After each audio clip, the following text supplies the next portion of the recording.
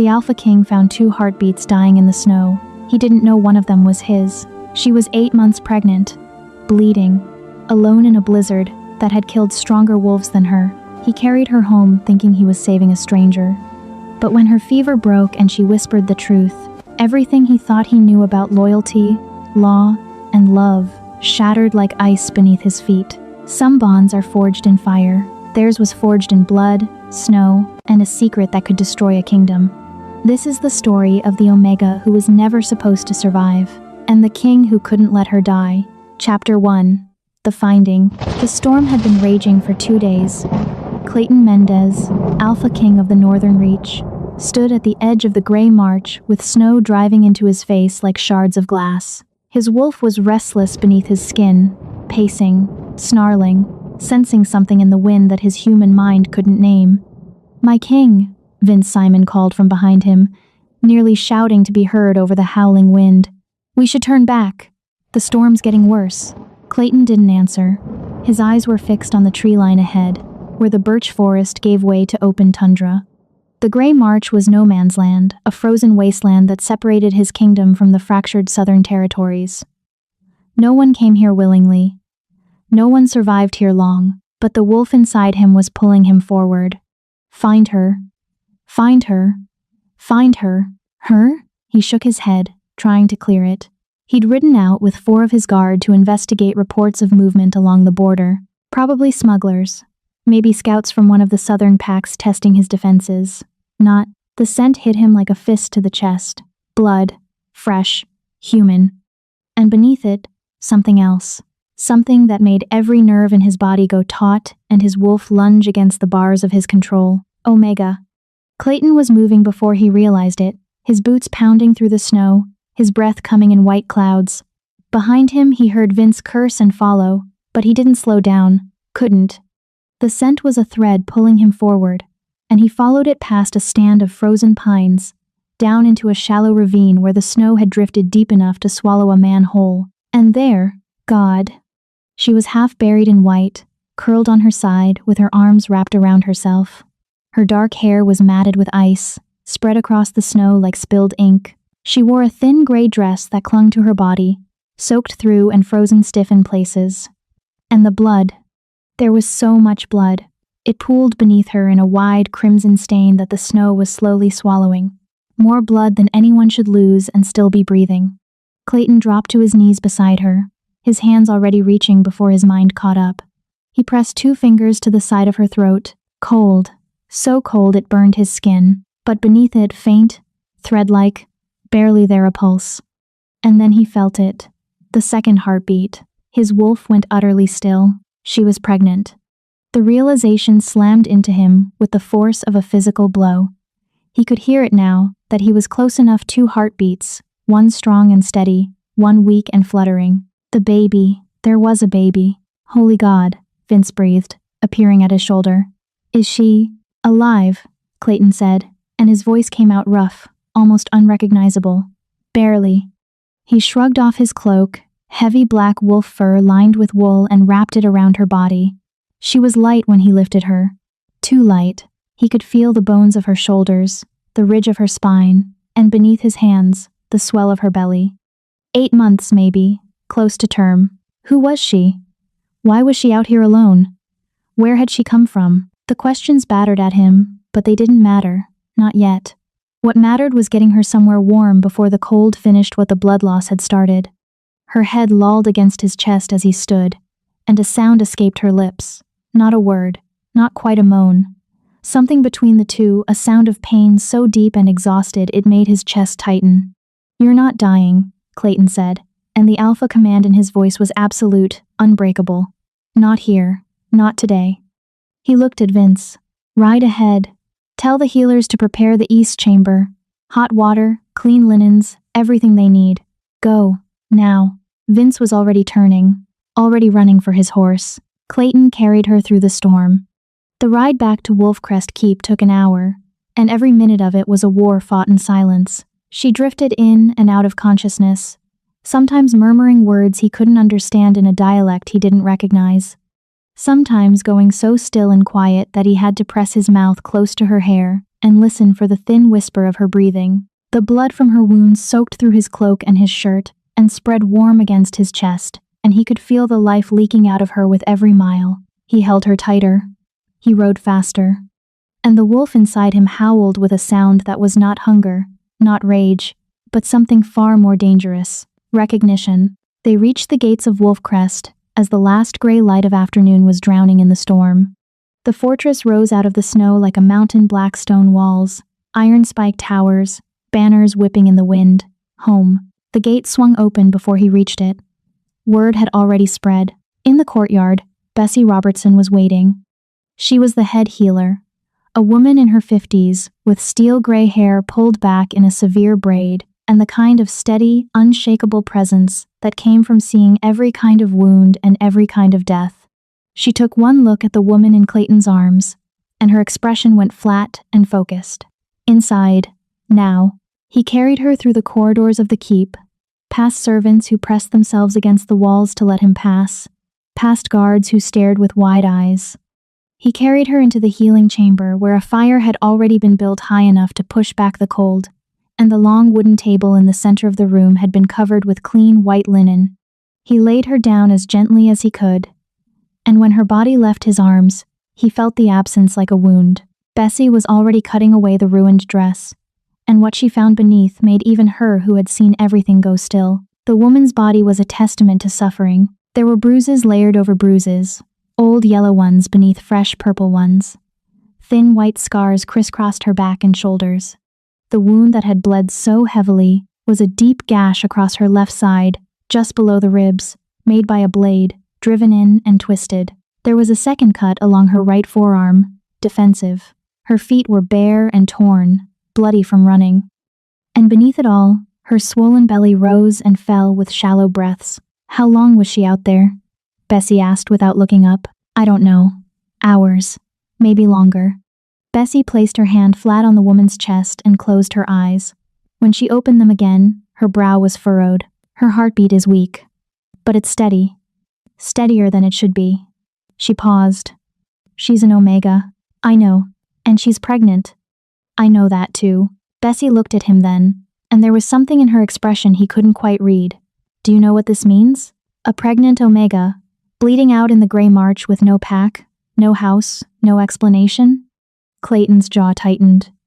It means someone tried to kill her. It means someone tried to kill her and her child. And when I find out who— You'll do nothing, Bessie interrupted, her voice sharp. Because right now, your priority is staying out of my way while I try to keep her alive. She pointed to the door. Wait outside. He didn't want to leave. Every instinct in his body screamed against it. But Bessie was the only person alive who could give him an order and expect to be obeyed. So he turned. He walked out. He closed the door behind him. And he stood in the corridor with his back against the stone wall and his hands shaking. Chapter 2.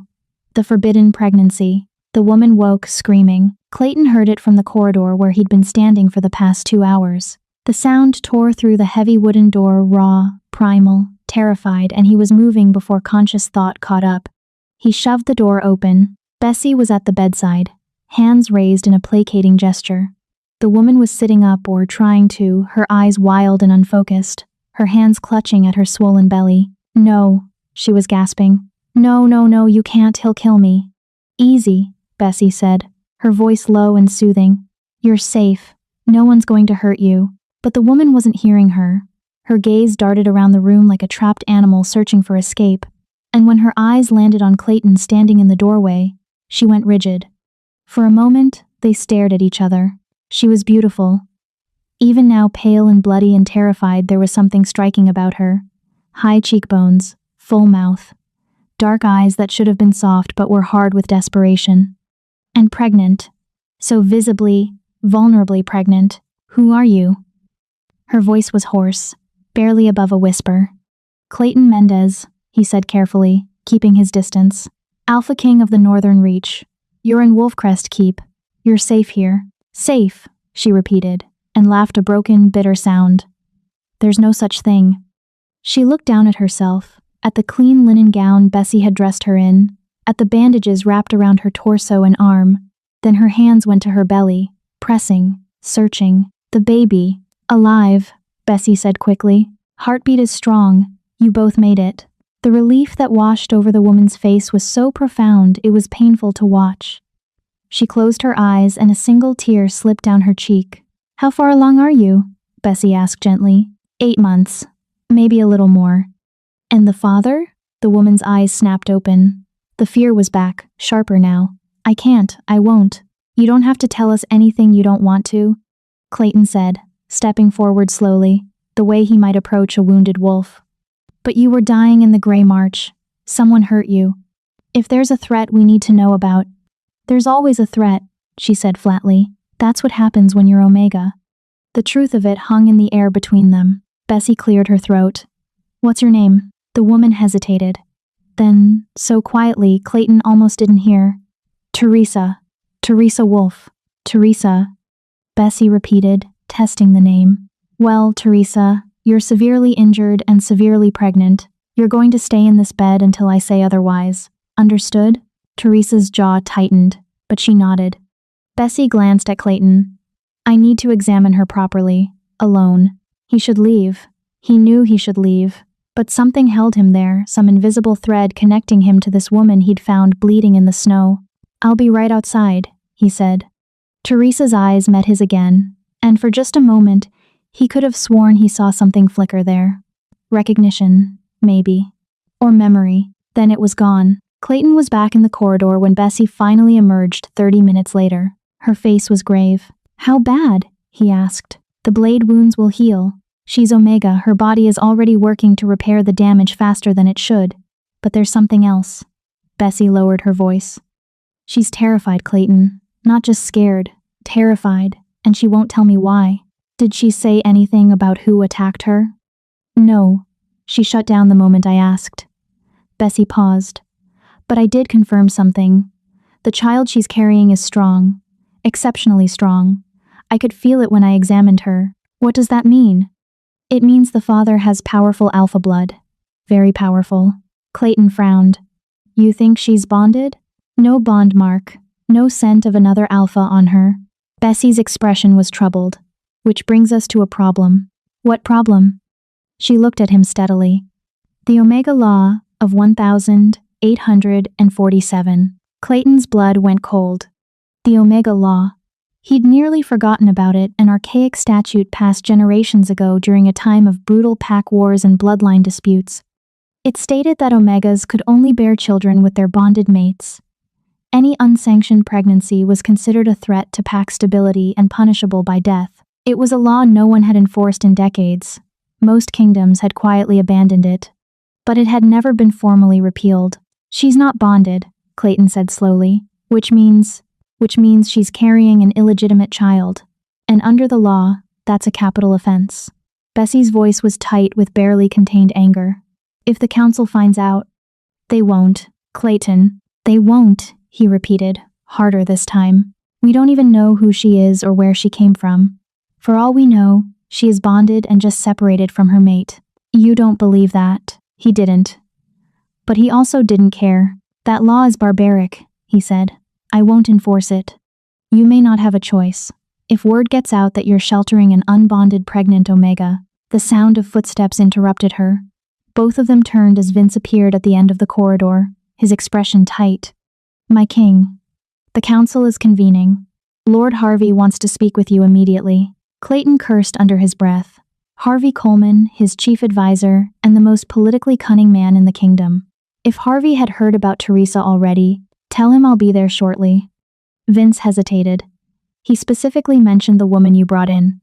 He's asking questions. Of course he was. Clayton looked at Bessie. Keep her here. Don't let anyone in except me. And if the council demands to see her, then they'll have to go through me.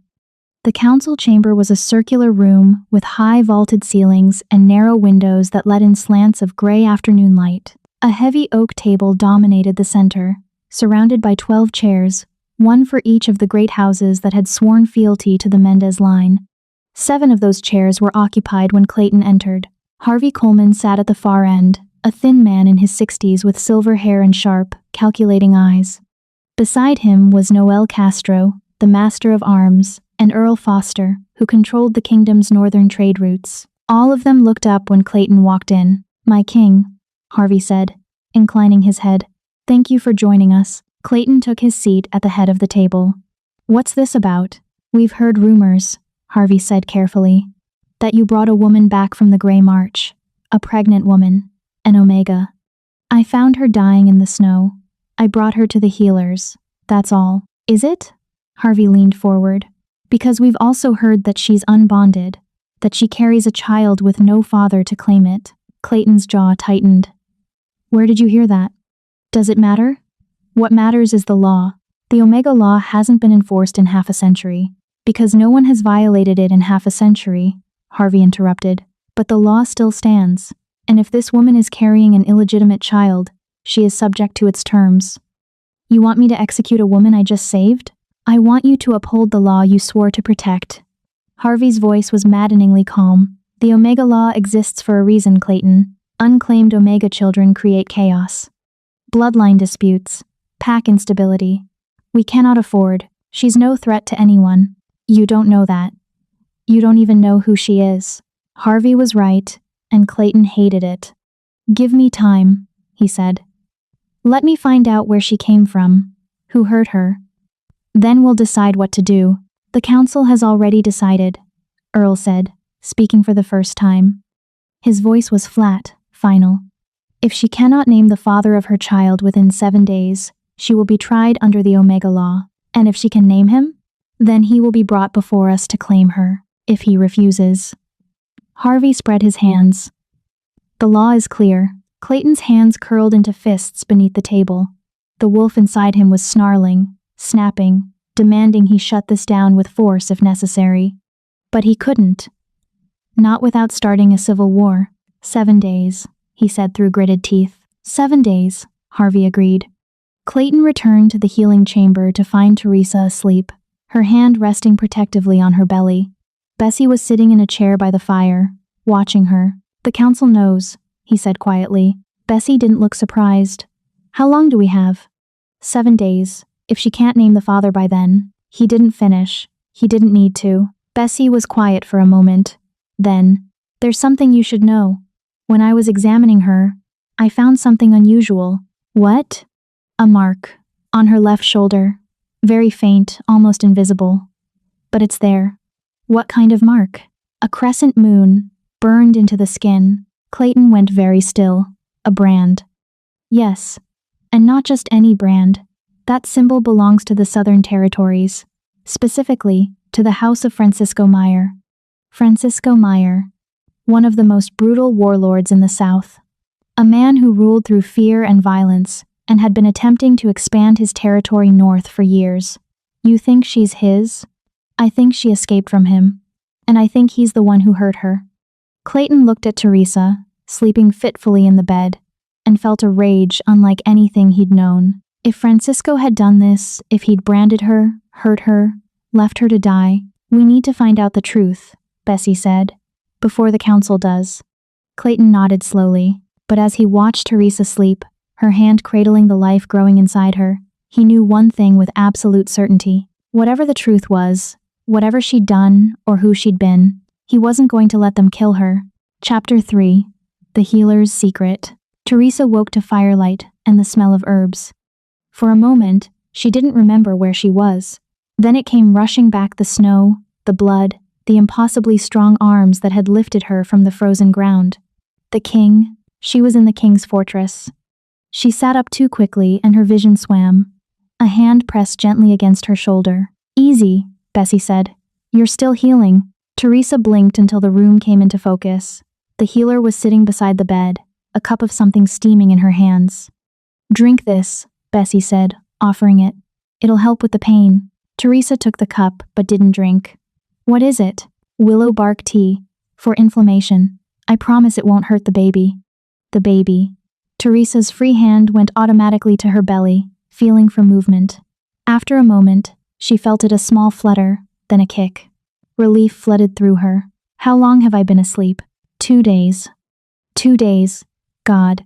She needed to leave. She needed to run before. "You're not going anywhere," Bessie said, as if reading her thoughts. Not in your condition. You don't understand. Then explain it to me. Teresa looked at the healer's face, weathered, kind, but with eyes that had seen too much to be fooled easily. Could she trust her? Could she trust anyone? She'd trusted Francisco once. Look where that had gotten her. I can't, Teresa said quietly. Can't or won't? Does it matter?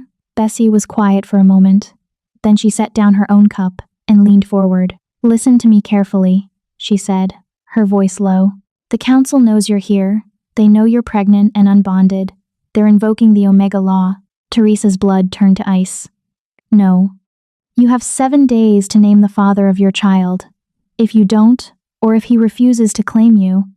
Bessie didn't finish, but she didn't need to. Teresa knew what happened to Omegas who violated the law. She'd seen it once, years ago, in a southern settlement.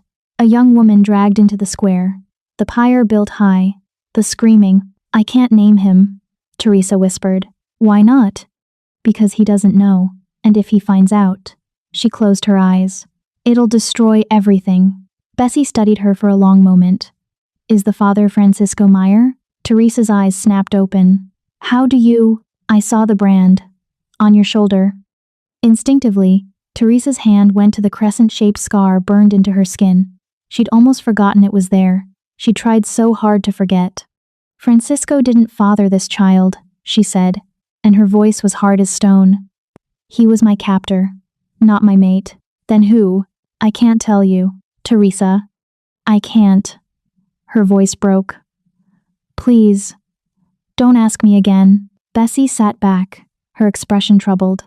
Then we have a problem, because in 7 days, the council will demand answers, and if you can't give them, I'll be dead. Yes. Teresa looked down at her belly, at the curve of life growing beneath her hands. She'd known this was coming, known from the moment she'd realized she was pregnant, that there was no happy ending waiting for her. But she'd hoped foolishly, desperately, that maybe she could run far enough, hide long enough, give birth somewhere safe, and then, what? Raise a child alone? With no pack, no protection, no future? She'd been lying to herself. There might be another way, Bessie said slowly. What way? The king. He could claim you. Teresa stared at her. What? If Clayton declared you his bonded mate, the council couldn't touch you. The child would be legitimate. You'd both be protected. That's insane. He doesn't even know me. He saved you. He carried you through a blizzard. He's been standing outside this door for 2 days like a sentinel. Bessie's eyes were sharp. That's not nothing. It's pity, not... It's more than pity, Bessie interrupted. I've known Clayton since he was a boy. I've never seen him look at anyone the way he looked at you. Teresa's chest tightened. She remembered his eyes pale green, flecked with gold. The way he'd looked at her when she woke screaming. Not with disgust or suspicion, with concern. With something that almost looked like, no, she couldn't think like that. Even if he would agree, Teresa said carefully, it wouldn't work. The council would investigate. They'd find out the child isn't his. How would they know? Because, Teresa stopped, because the child was his. The truth sat between them, unspoken but deafening. Bessie's eyes widened. Oh God, Clayton is the father. Don't. Teresa's voice was sharp. Don't say it out loud. How when? 10 months ago. There was a gathering. A peace summit between the northern and southern territories. Teresa's hands were shaking. Francisco brought me. He always brought me to those things. To show off. To prove he owned something valuable. She remembered that night like it was yesterday. The great hall full of alphas and their courts. The music. The wine. Francisco's hand on her arm, too tight, possessive. And then, there was a man. Teresa continued quietly. Masked. Everyone was masked, it was part of the tradition. He asked me to dance. She'd been so surprised. No one ever asked her anything. Francisco decided everything for her. But this man, tall, broad-shouldered, moving with a predator's grace, had offered his hand. And something in his voice, something warm and deep and utterly unlike Francisco's cold commands, had made her say yes. We talked, Teresa said. Just talked. About nothing. Everything. He made me laugh. I couldn't remember the last time I'd laughed. 1 dance had become 2, then 3.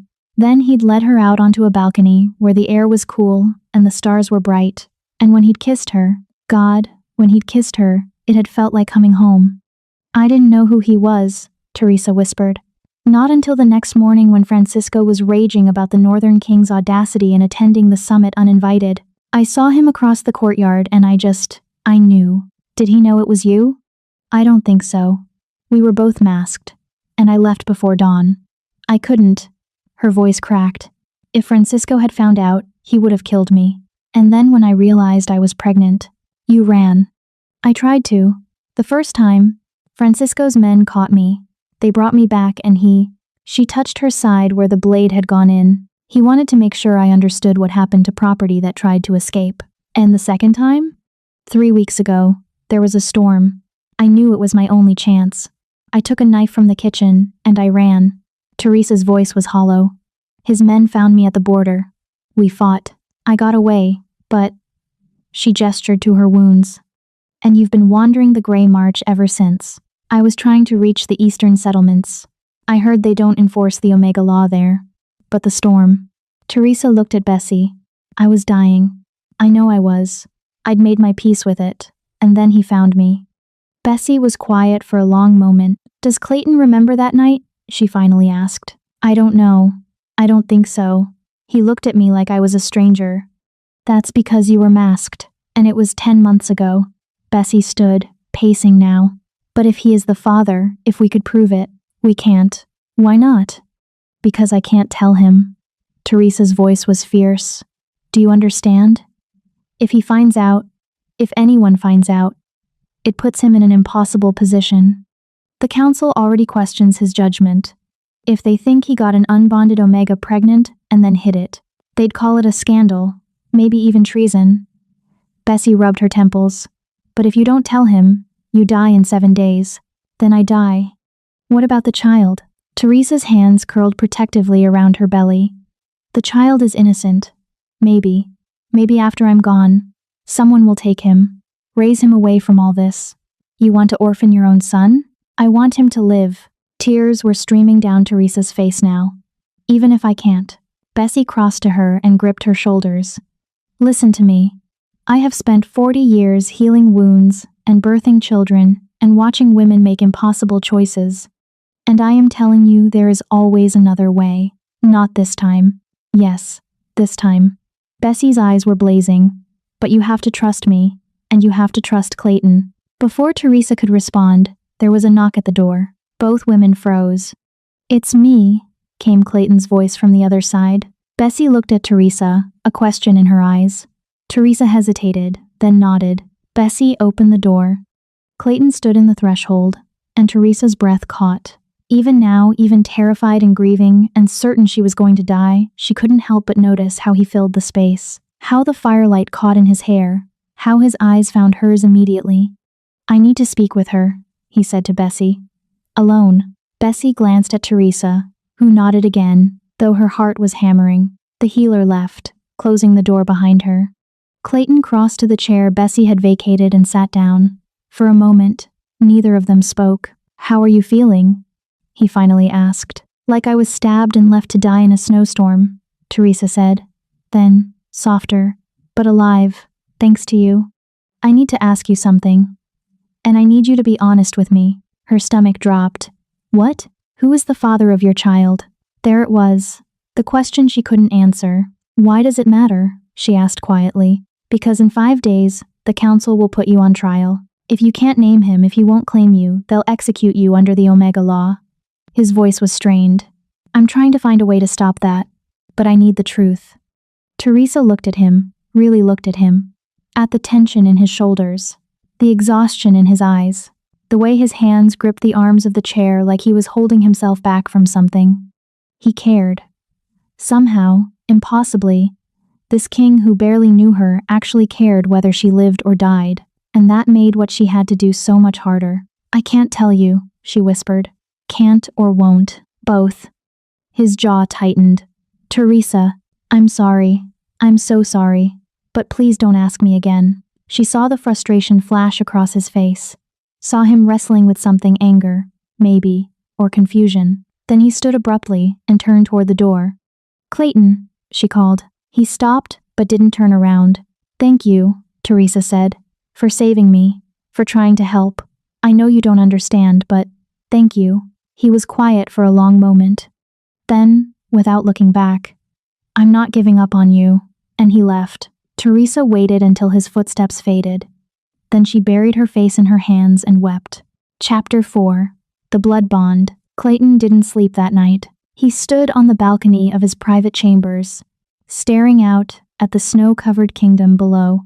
The storm had finally broken, leaving the world blanketed in white that glittered under the moonlight like crushed diamonds. Beautiful, peaceful, it made him want to put his fist through the stone wall. 5 days.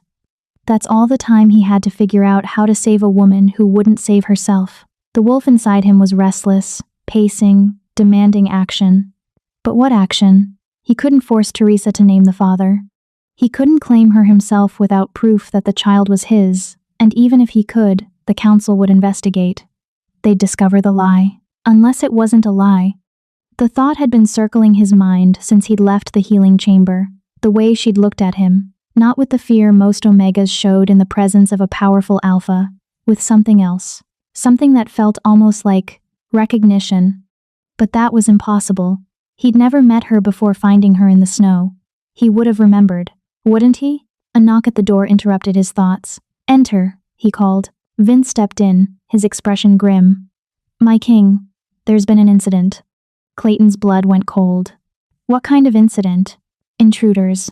3 of them. They breached the east wall about an hour ago. Where are they now? Dead. The guards killed 2. The 3rd escaped, but he was wounded. He won't get far. Vince paused. They were asking about the Omega. Of course they were. Francisco's men? Clayton asked. That would be my guess. They had southern markings. Vince's jaw tightened. If Meyer knows she's here, then he'll come for her. Clayton's hands curled into fists. Double the guard. I want sentries on every wall, every entrance. No one gets in or out without my authorization. Yes, my king. And Vince? Don't tell her about this. Vince raised an eyebrow. You don't think she has a right to know? I think she's terrified enough already. Clayton turned back to the window. Let me handle it. Vince nodded and left. Clayton stood alone in the darkness and tried to quiet the wolf that was howling for blood. The attack came 2 hours before dawn. Clayton was in the war room reviewing patrol routes when the bells started ringing 3 sharp peals that meant breach, followed by 2 more that meant multiple hostiles. He was running before the last bell finished echoing. The east corridor was chaos. Guards were shouting, steel was ringing against steel, and the smell of blood hung thick in the air. Clayton counted 6 intruders, all of them moving with the coordinated precision of trained soldiers, all of them heading toward the healing wing. Toward Teresa, the wolf surged forward, demanding release, but Clayton held it back, barely. He didn't need the beast, not yet. He drew his sword and stepped into the fray. The first man went down before he even saw Clayton coming. The second managed to parry 1 strike before Clayton's blade found his throat. The 3rd and 4th attacked together, coordinated, but Clayton moved like water flowing between their strikes, redirecting their momentum, turning their coordination against them. Within 90 seconds, all 4 were dead or dying. The remaining 2 had reached the healing chamber door. Clayton's vision went red. He didn't remember crossing the distance, didn't remember the sword leaving his hand. But suddenly he was there, and one of the intruders was on the ground with Clayton's blade buried in his chest, and the other was backing away with his hands raised. Wait, please. Clayton grabbed him by the throat and slammed him against the wall hard enough to crack stone. Who sent you? His voice was barely human. The man's eyes were wide with terror. Meyer, Francisco, Meyer, he wants her back. She's not his to take. He says she is, says she's branded, says she's carrying. Clayton's grip tightened. Carrying what? But the man's eyes had gone glassy. Blood bubbled at his lips. Clayton had crushed his windpipe without realizing it. The body went limp. Clayton let it drop and turned toward the healing chamber door. It was still closed, still intact. He pushed it open. Teresa was awake, sitting up in bed with a fire poker gripped in both hands. Her eyes were wild, her breathing ragged. Bessie stood between her and the door, a knife in her hand. Both women stared at him. Clayton looked down at himself. He was covered in blood, none of it his. His hands were shaking. "Are you hurt?" he asked. "No," Teresa whispered. "We heard fighting, but they didn't get in. You—" Her gaze traveled over him, taking in the blood, the bodies visible through the open door. "Are you hurt?" "No." "Then whose blood?" "Theirs." He stepped into the room and closed the door behind him, blocking her view of the carnage. "Francisco's men, they came for you." Teresa's face went white. "How many?" "6 this time. More will come. Then I need to leave. Now. Before." She tried to stand. Her legs gave out immediately. Clayton caught her before she hit the floor, his hands gripping her arms. She was trembling, whether from fear or exhaustion or the after effects of blood loss. He couldn't tell. "You're not going anywhere," he said. "You don't understand. If Francisco knows I'm here, he won't stop. He'll send more men, bigger forces. He'll— let him." Clayton's voice was hard as iron. "Let him send an army. They won't get through." "Why?" Teresa's voice broke. "Why are you doing this?" "I'm nobody. I'm nothing. I'm just— you're mine." The words were out before he could stop them. The room went silent. Teresa stared at him, her dark eyes wide. "What?" Clayton didn't know where it had come from, that certainty, that possessiveness. He'd never felt anything like it before. But standing here with her in his arms, her scent filling his lungs, the wolf inside him howling, "Mine, mine, mine," it felt true. "I don't know how to explain it," he said roughly. "But from the moment I found you in the snow, something in me recognized something in you, and I can't." He stopped, struggling for words. "I can't let you go, Clayton." A sharp gasp cut her off. Teresa's hand flew to her belly, her face contorting with pain. "What is it?" Clayton demanded. "The baby, something's wrong." Bessie was there in an instant, pushing Clayton aside, her hands already examining Teresa's abdomen. "Lie down," she ordered. "Now." Clayton helped lower Teresa back onto the bed. Her face was pale, her breathing shallow. "What's happening?" he asked. "The stress, the attack, it's triggering early labor." Bessie's hands moved quickly, checking pulse points, pressing carefully against Teresa's belly. "The baby's in distress." "It's too early," Teresa gasped. "It's too early, he won't survive." "How early?" Clayton asked. 8 months, maybe 8.5. Bessie's expression was grim. "He might make it, might not, but if we don't stop the labor," Teresa screamed. It wasn't the scream from earlier, the terror, the panic. This was pain. Pure, visceral, overwhelming pain. "She's hemorrhaging," Bessie said sharply. The wound, the stress reopened the wound. Clayton saw the blood then, spreading across the white sheets beneath Teresa's body. Too much blood, too fast. "What do I do?" he demanded. "Tell me what to do." "There's nothing." Bessie stopped. Her eyes went wide. "Wait, there might be one thing." "What?" "Alpha's blood. If the bond is strong enough, if there's any connection at all between you, your blood might stabilize her. Give her body the strength to heal. Then do it. Take my blood. Take all of it if you have to." "Clayton, you don't understand. This isn't like a normal transfusion. If I'm wrong, if there's no bond, it could kill you both. And if you do nothing?" Bessie looked at Teresa, who was growing paler by the second, her breathing more labored. "She dies. The baby dies. Then we have no choice." Clayton was already rolling up his sleeve. "Do it." Bessie grabbed a knife and made a clean cut along his forearm. Blood welled immediately dark, almost black. Alpha blood. She collected it in a glass vial, mixed it with something from her supplies, herbs, Clayton thought, and water, then lifted Teresa's head. "Drink," she commanded. Teresa's eyes fluttered open. When she saw the vial, understanding flickered across her face. "No," she whispered. "Clayton, you can't if this bonds us." "Drink," he said. "Please." Their eyes met, held. Then Teresa parted her lips and let Bessie pour the mixture into her mouth. For a moment, nothing happened. Then Teresa's back arched. Her eyes went wide. A sound tore from her throat, not quite a scream, not quite a gasp, and the room seemed to shift. Clayton felt it like a physical blow, a rush of sensation that started in his chest and radiated outward heat and cold, and something electric that made every nerve ending in his body light up like fire. And then, her. He could feel her. Not just her presence in the room, but her fear, her pain, her desperation, her love for the child she was carrying, her bone-deep exhaustion, her certainty that she was going to die. And underneath it all, buried so deep she might not even know it was there, her love for him. Clayton's knees buckled. What, he gasped. What is this? The bond, Bessie breathed. Oh God, it's activating.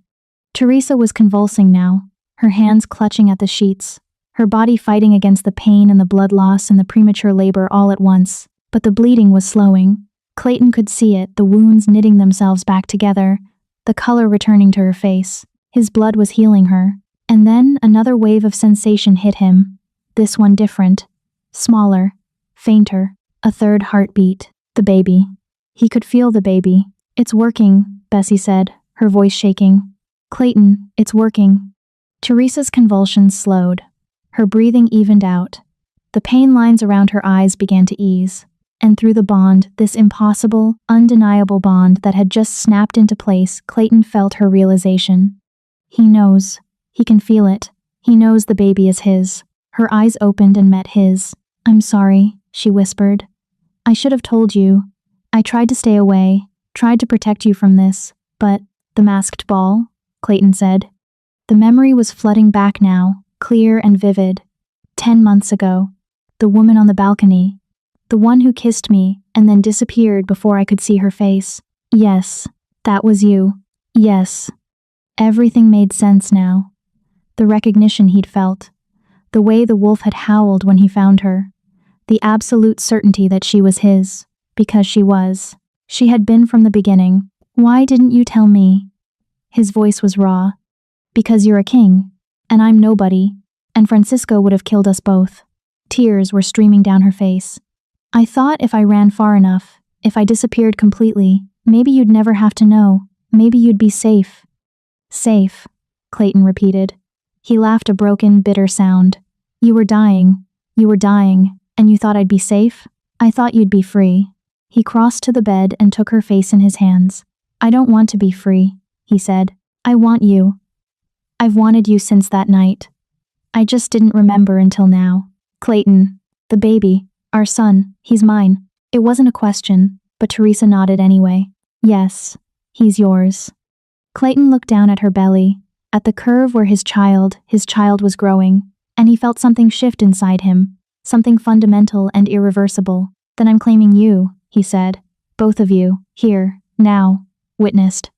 He looked at Bessie, who was staring at them both with wide eyes. You heard me, Clayton said.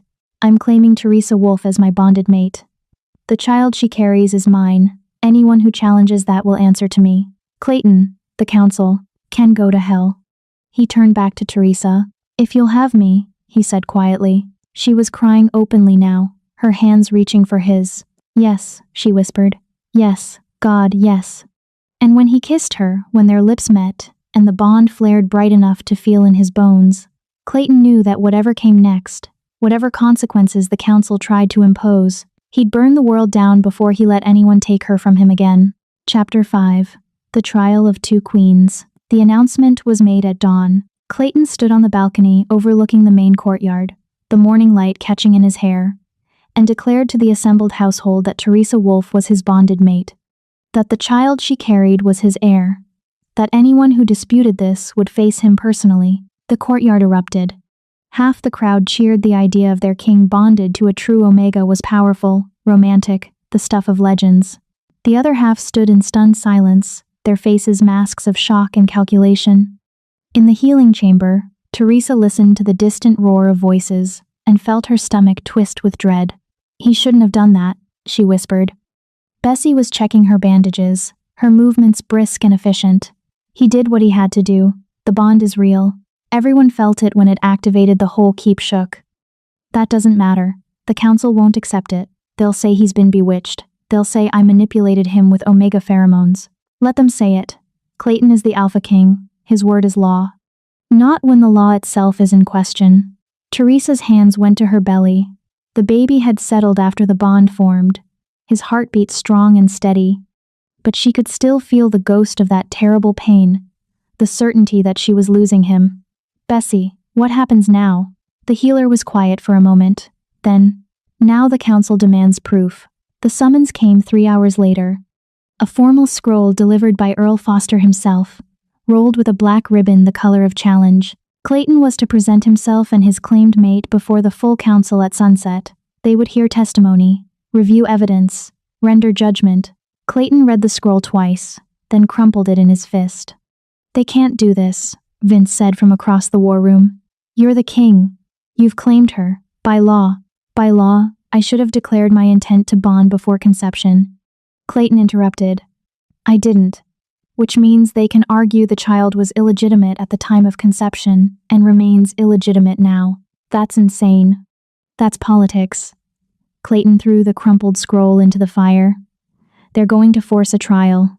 Public. Official. And if I can't prove beyond doubt that the child is mine and that the bond is legitimate..." He didn't finish. He didn't need to. "There's more," Vince said carefully. "I've been hearing rumors about another woman." Clayton's head snapped up. "What woman?" "Lady Katie Solomon, daughter of Lord Solomon from the eastern provinces. Apparently she's been in residence here for the past month." "I know who Katie is. What about her?" "She's claiming she's pregnant. With your child." The words hit Clayton like a physical blow. "That's impossible." "Is it?" Vince's expression was troubled. "She says you bedded her 2 months ago during the Eastern Summit. She has witnesses who saw you leave the banquet together. She has a physician's examination confirming pregnancy." "I never..." Clayton stopped, his mind racing. 2 months ago, the Eastern Summit. He remembered the banquet, remembered drinking too much wine, remembered waking the next morning with a pounding headache and gaps in his memory. But he thought it was just the wine. What if it wasn't? "This is a setup," he said. "Someone is orchestrating this. Maybe. But if Katie presents her claim before the council tonight, then I'll have 2 women claiming to carry my heir, and the council will have to determine which claim is legitimate." Clayton's jaw tightened. "Where is Katie now?" "In the guest wing. Under guard, apparently." "Harvey's orders." Of course. Harvey would want her secured, controlled, ready to present at exactly the right moment for maximum political impact. "I need to talk to her." Clayton, now. Katie Solomon was beautiful. That was the first thing Clayton noticed when he entered her chambers.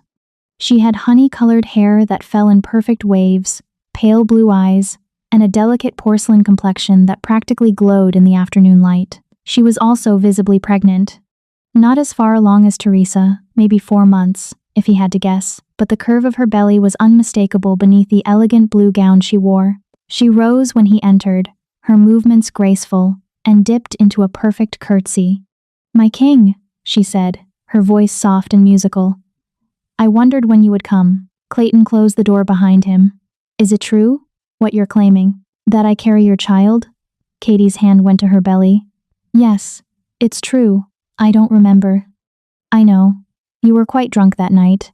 I tried to dissuade you, but you were insistent." Her eyes were downcast, her cheeks flushed with what looked like embarrassment. "I should have refused more firmly. But you're the king, and I didn't think it was my place to deny you." Everything about her words, her posture, her tone, it all suggested a young woman who had been compromised by a powerful man and was now dealing with the consequences. But something felt wrong. "Why didn't you tell me?" Clayton asked. "Why wait until now?" "I was afraid. I'm not bonded to you. I have no claim. I thought if I stayed quiet, perhaps my father could arrange a marriage for me quickly enough that the child could be passed off as my husband's." She looked up at him, and her eyes were bright with unshed tears. "But then I heard about the Omega, about you claiming her and her child, and I realized if you would claim her bastard, perhaps you would claim mine as well. He's not a bastard. He's my son." "So you say, but can you prove it?" Clayton's hands curled into fists. "Can you prove yours is mine?" "I can prove we lay together. I have witnesses. I have medical records showing conception occurred approximately 2 months ago, which matches the timeline of the summit." Katie's voice was still soft, still sad, but there was steel beneath it now. "What proof do you have that the Omega's child is yours?" Her word? A bond that formed conveniently after she was brought to your keep? The bond is real. Omega bonds can be manufactured, induced through blood magic and pheromone manipulation. Katie took a step closer. "I'm not saying she did that deliberately. Perhaps she was desperate. Perhaps she truly believed it was the only way to save herself and her child. But that doesn't make it legitimate. Clayton stared at her, his mind spinning. Everything she was saying, it was exactly what the council would argue. Exactly the ammunition they needed to delegitimize his claim to Teresa. "Who put you up to this?" he asked quietly. Katie blinked. "I'm sorry?" "This performance, these accusations. Who's pulling your strings? Harvey? Your father?" Her face flushed with anger. "No one is pulling my strings. I'm here because you got me pregnant and I deserve recognition for that. For my child to have his birthright." "His?" "The physicians say it's a boy." Her hand moved protectively over her belly. "Your firstborn son. Or have you forgotten that under Northern law, the first male heir inherits the throne?" Clayton's blood went cold. She was right. If her child was born before Teresa's, if he was proven to be Clayton's, then, by law, he would be the rightful heir, even if Teresa's child was also Clayton's. "This is a nightmare," Clayton muttered. "No," Katie said quietly. "This is the consequence of your actions.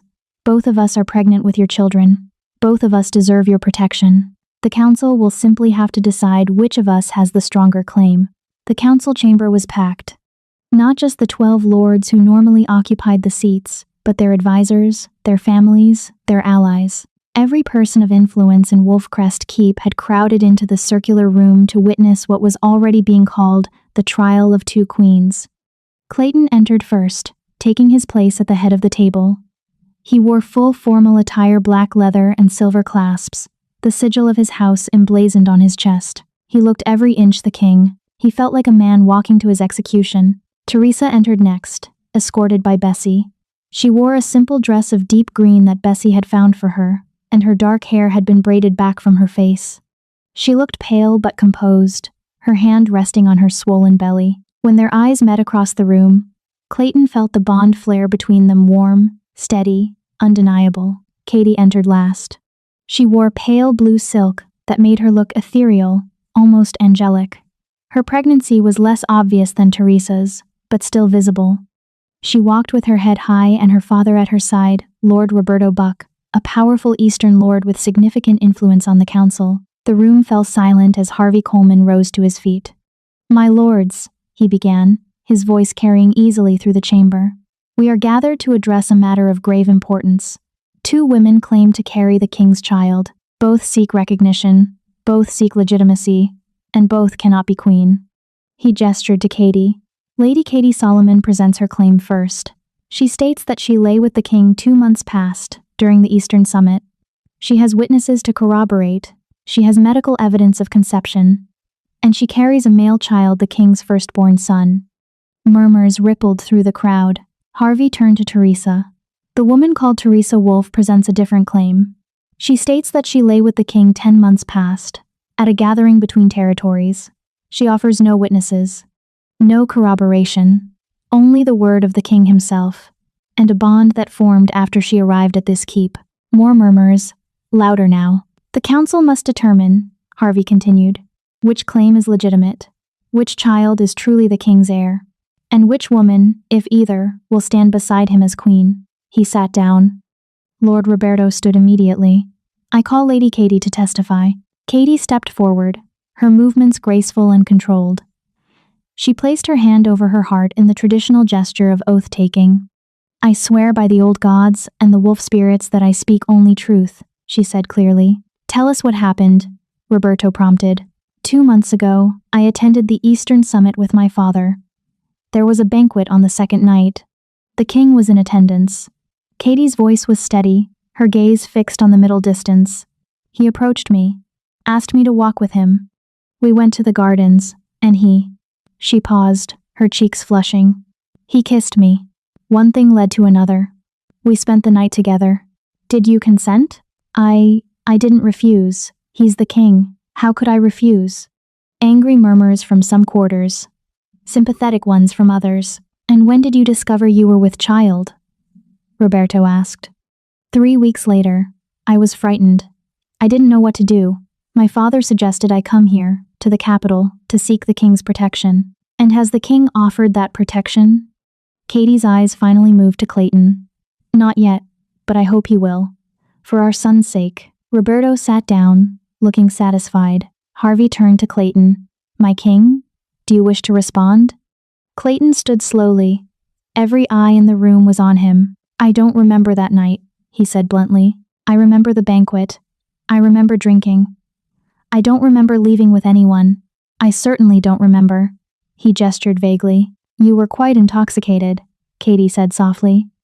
It's understandable that the details are hazy. Convenient, Clayton said. That I can't remember, and you're the only witness. There are others who saw us leave together. Who? Katie nodded to a man standing near the back of the room. Clayton recognized him, Jimmy Frazier, one of Roberto's household guard. I saw them, Jimmy said. In the gardens. They were close, intimate. Another nod, this time to a young woman. I saw the king entering Lady Katie's chambers that night, she said. Near midnight. Clayton's jaw tightened. That proves nothing. I could have been checking on any number of guests. In the middle of the night? Harvey's eyebrow rose. Alone? Without your own guard? Clayton had no answer for that. Harvey turned to Teresa. And what of you? What evidence do you present? Teresa stepped forward. Her hand was shaking, but her voice was steady. I was at a different gathering, 10 months ago, a peace summit between Northern and Southern territories. Everyone wore masks, it was tradition. I danced with a man. We talked. She swallowed. We spent one night together. I didn't know who he was until the next morning when I saw him without his mask. And you're certain it was the king? Yes, but you have no witnesses. No one who saw you together. We were masked. That was the point. Convenient, Roberto said, echoing Clayton's earlier word. It's the truth, Teresa said. The truth is, Roberto said coldly, that you're a branded Omega who escaped from Francisco Meyer. You were desperate, dying. You concocted a story about a child and a bond to secure the king's protection. That's not. You manipulated him with your Omega nature. Made him believe he had some connection to you, when in reality, you're nothing but a frightened runaway, clinging to the first powerful man who showed you mercy. Teresa's face went white. Clayton was on his feet, the Alpha command radiating from him so powerfully that several people in the room actually stepped back. Watch your tongue, he said, and his voice was death itself. Roberto didn't flinch. I speak only what half this room is thinking. The Omega has no proof. No witnesses. Only a bond that formed suspiciously after her arrival, and a king too noble to abandon a woman in distress. He turned to the council. My lords, the choice is clear. Lady Katie has evidence, witnesses, medical documentation. The Omega has nothing but pretty words and pheromones. She has me, Clayton said. She has the bond, and she has the truth. Then prove it, Harvey said quietly. Prove that the child she carries is yours, and not some southern warlord's bastard she's trying to pass off as royal blood. The room went silent. Clayton looked at Teresa, saw the fear in her eyes, the certainty that she was about to lose everything, and then he had an idea. There is a way, he said slowly, to prove paternity beyond any doubt. Harvey leaned forward. What way? Blood magic, ancient magic from the old bloodlines. Clayton looked at Bessie, who was standing against the wall. The head healer would know of it. All eyes turned to Bessie. She looked startled, then thoughtful. There is a ritual, she said carefully. Very old. Very rarely performed. It requires a sample of the father's blood and the unborn child's. If they share bloodline, the samples will react, merge. If they don't, they'll reject each other. Can it be done safely? Clayton asked. For the father? Yes. For the child? Bessie hesitated. There's risk. The ritual requires drawing blood from the womb. It's dangerous at any stage of pregnancy, but especially this late. Teresa's hand went to her belly protectively. How much risk? Clayton asked. 5% chance of miscarriage. Maybe 10. The room erupted in whispers. You can't ask her to do that, Katie said, her voice shocked. You can't risk an unborn child's life just to prove. I'll do it, Teresa said. Everyone turned to stare at her. Teresa, no, Clayton started. I'll do it, she repeated, louder now. Because I know the truth. I know this child is yours, and I won't let them take him from us, because I'm too afraid to prove it. She looked at Katie. Will you submit to the same test? Katie's face went pale. That's not necessary. I have witnesses. Then prove it, Teresa said, throwing Roberto's words back at her. Prove beyond any doubt that your child is the king's. Or are you afraid of what the test might reveal? Katie's mouth opened, closed. She looked at her father, who looked at Harvey, who looked at the council. The Omega makes a fair point, Noel Castro said slowly. If we're testing one claim, we should test both. Murmurs of agreement rippled through the room. Katie looked trapped. Fine, she said finally. I'll do it. But when the test proves my child is the king's firstborn son, I expect full recognition. Agreed, Harvey said. He looked at Bessie. Can you perform this ritual for both women? Bessie nodded grimly. I'll need time to prepare. The ritual requires rare components. Moonblood root, silver sage, essence of starlight. How long? 2 days, maybe 3. Then we reconvene in 3 days, Harvey declared. Both women will submit to the blood test. The results will determine paternity, legitimacy, and succession. He banged his staff against the floor. This council is adjourned. That night, Clayton sat with Teresa in the healing chamber. You didn't have to do that, he said quietly. Yes, I did. It's the only way to end this. Teresa looked down at her belly.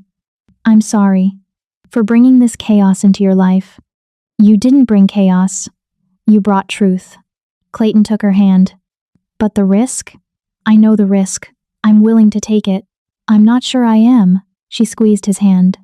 Then it's good that it's my choice, not yours. They sat in silence for a moment.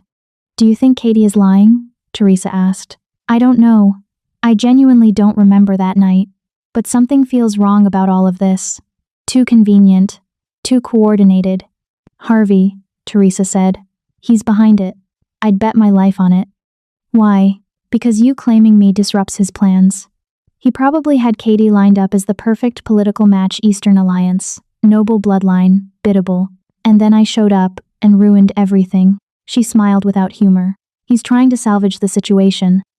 By putting you both on trial, by making you choose, and hoping you'll choose the politically advantageous option. Clayton lifted her hand to his lips.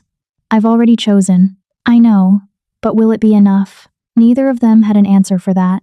Chapter 6. The Omega's Sacrifice. The first day of preparation passed in tense silence.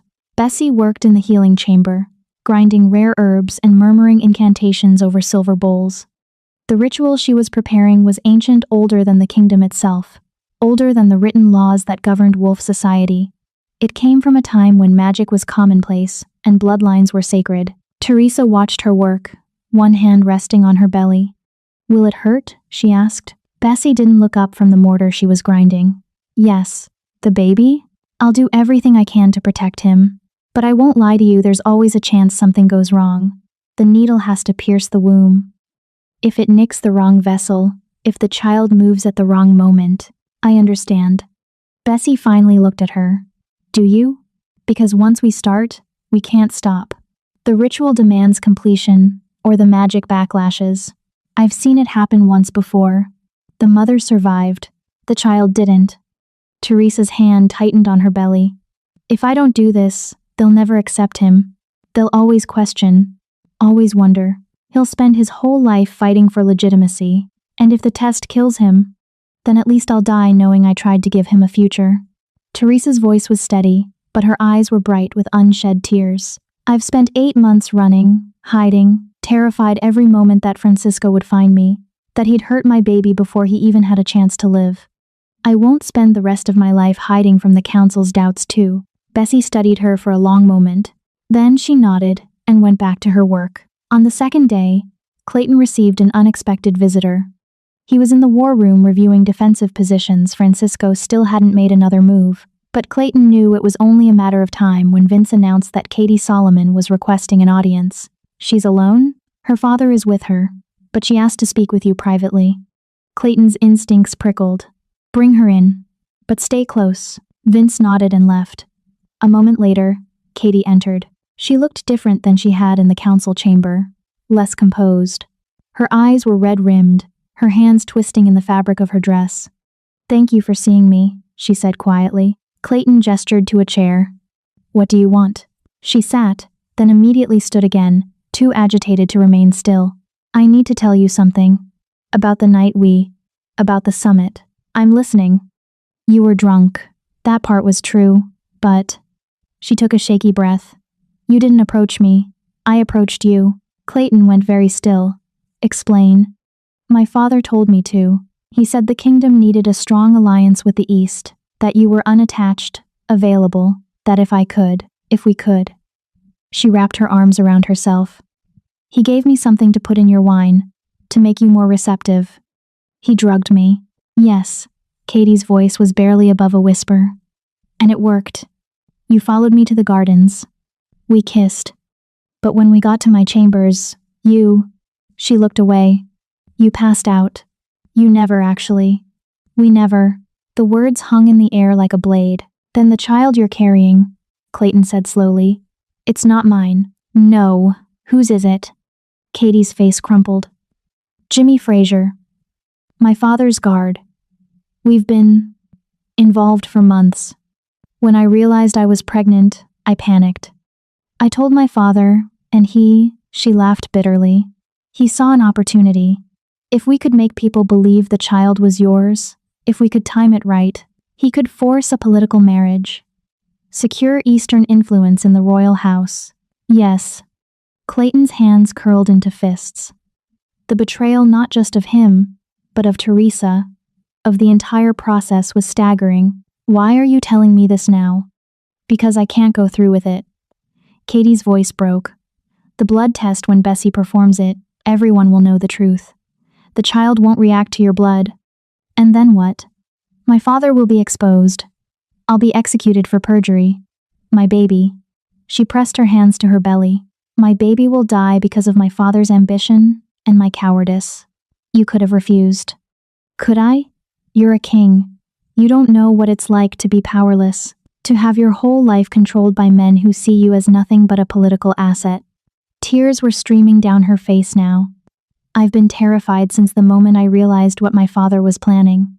And when I saw that Omega saw how you looked at her, how you fought for her, I realized you'd never look at me that way.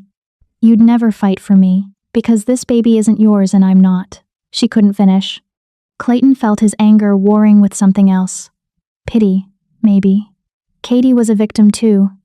In her own way, trapped by circumstance and patriarchal control, just as surely as Teresa had been trapped by Francisco. What do you want from me? He asked quietly. Mercy. For my child. He didn't choose this. He's innocent. Katie knelt, actually knelt before him. Please, let me withdraw my claim before the test. Let me say I was mistaken, that I misremembered. I'll take whatever punishment you decree, but please don't let my baby pay for my father's crimes. Clayton looked down at her. At this frightened young woman who'd been used as a pawn in someone else's game. Where is your father now? In his chambers. He doesn't know I'm here. And Jimmy? He wants to marry me. He loves me. But my father would never allow it.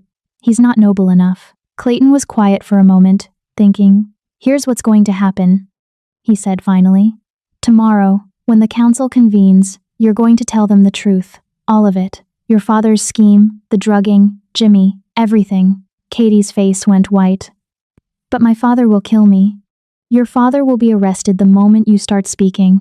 I'll have guards waiting. Clayton's voice was hard. And then you're going to marry Jimmy, publicly, with my blessing. The child will be legitimate and protected under my law. You would do that? After what I tried to do to you? You didn't try to do anything. Your father did. You were just caught in the middle. He helped her to her feet. But Katie? If you lie to me again, if you try to manipulate this situation one more time, there will be no mercy. Do you understand? She nodded, tears still streaming. Thank you, thank you. Don't thank me. Thank Teresa. She's the one who demanded both tests. If she hadn't, you might have gotten away with it. Katie flinched. I owe her an apology. Yes, you do. That night, Clayton told Teresa what Katie had revealed. Her reaction surprised him. I knew, she said simply. You knew? Not the details. But I knew she was lying. The way she spoke about you, about that night, it was too rehearsed. Too perfect. Teresa shifted in the bed, trying to find a comfortable position. I'm glad she told the truth. For her sake, and the baby's. You're not angry? I'm furious, but not at her. Teresa's eyes were hard. At her father, at Harvey. At every man who's ever used a woman as a game piece, and then punished her when the game didn't go the way they wanted. Clayton sat on the edge of the bed and took her hand. Tomorrow, when the council convenes, it's going to be chaos. Roberto will be arrested. Harvey will scramble to distance himself. The whole political landscape will shift. Good. Let it shift. But that means the focus will be entirely on our test. On proving our child is mine. I know. Teresa. He struggled for words. If something goes wrong, if the ritual damages the baby, then we'll deal with it. Together. She squeezed his hand.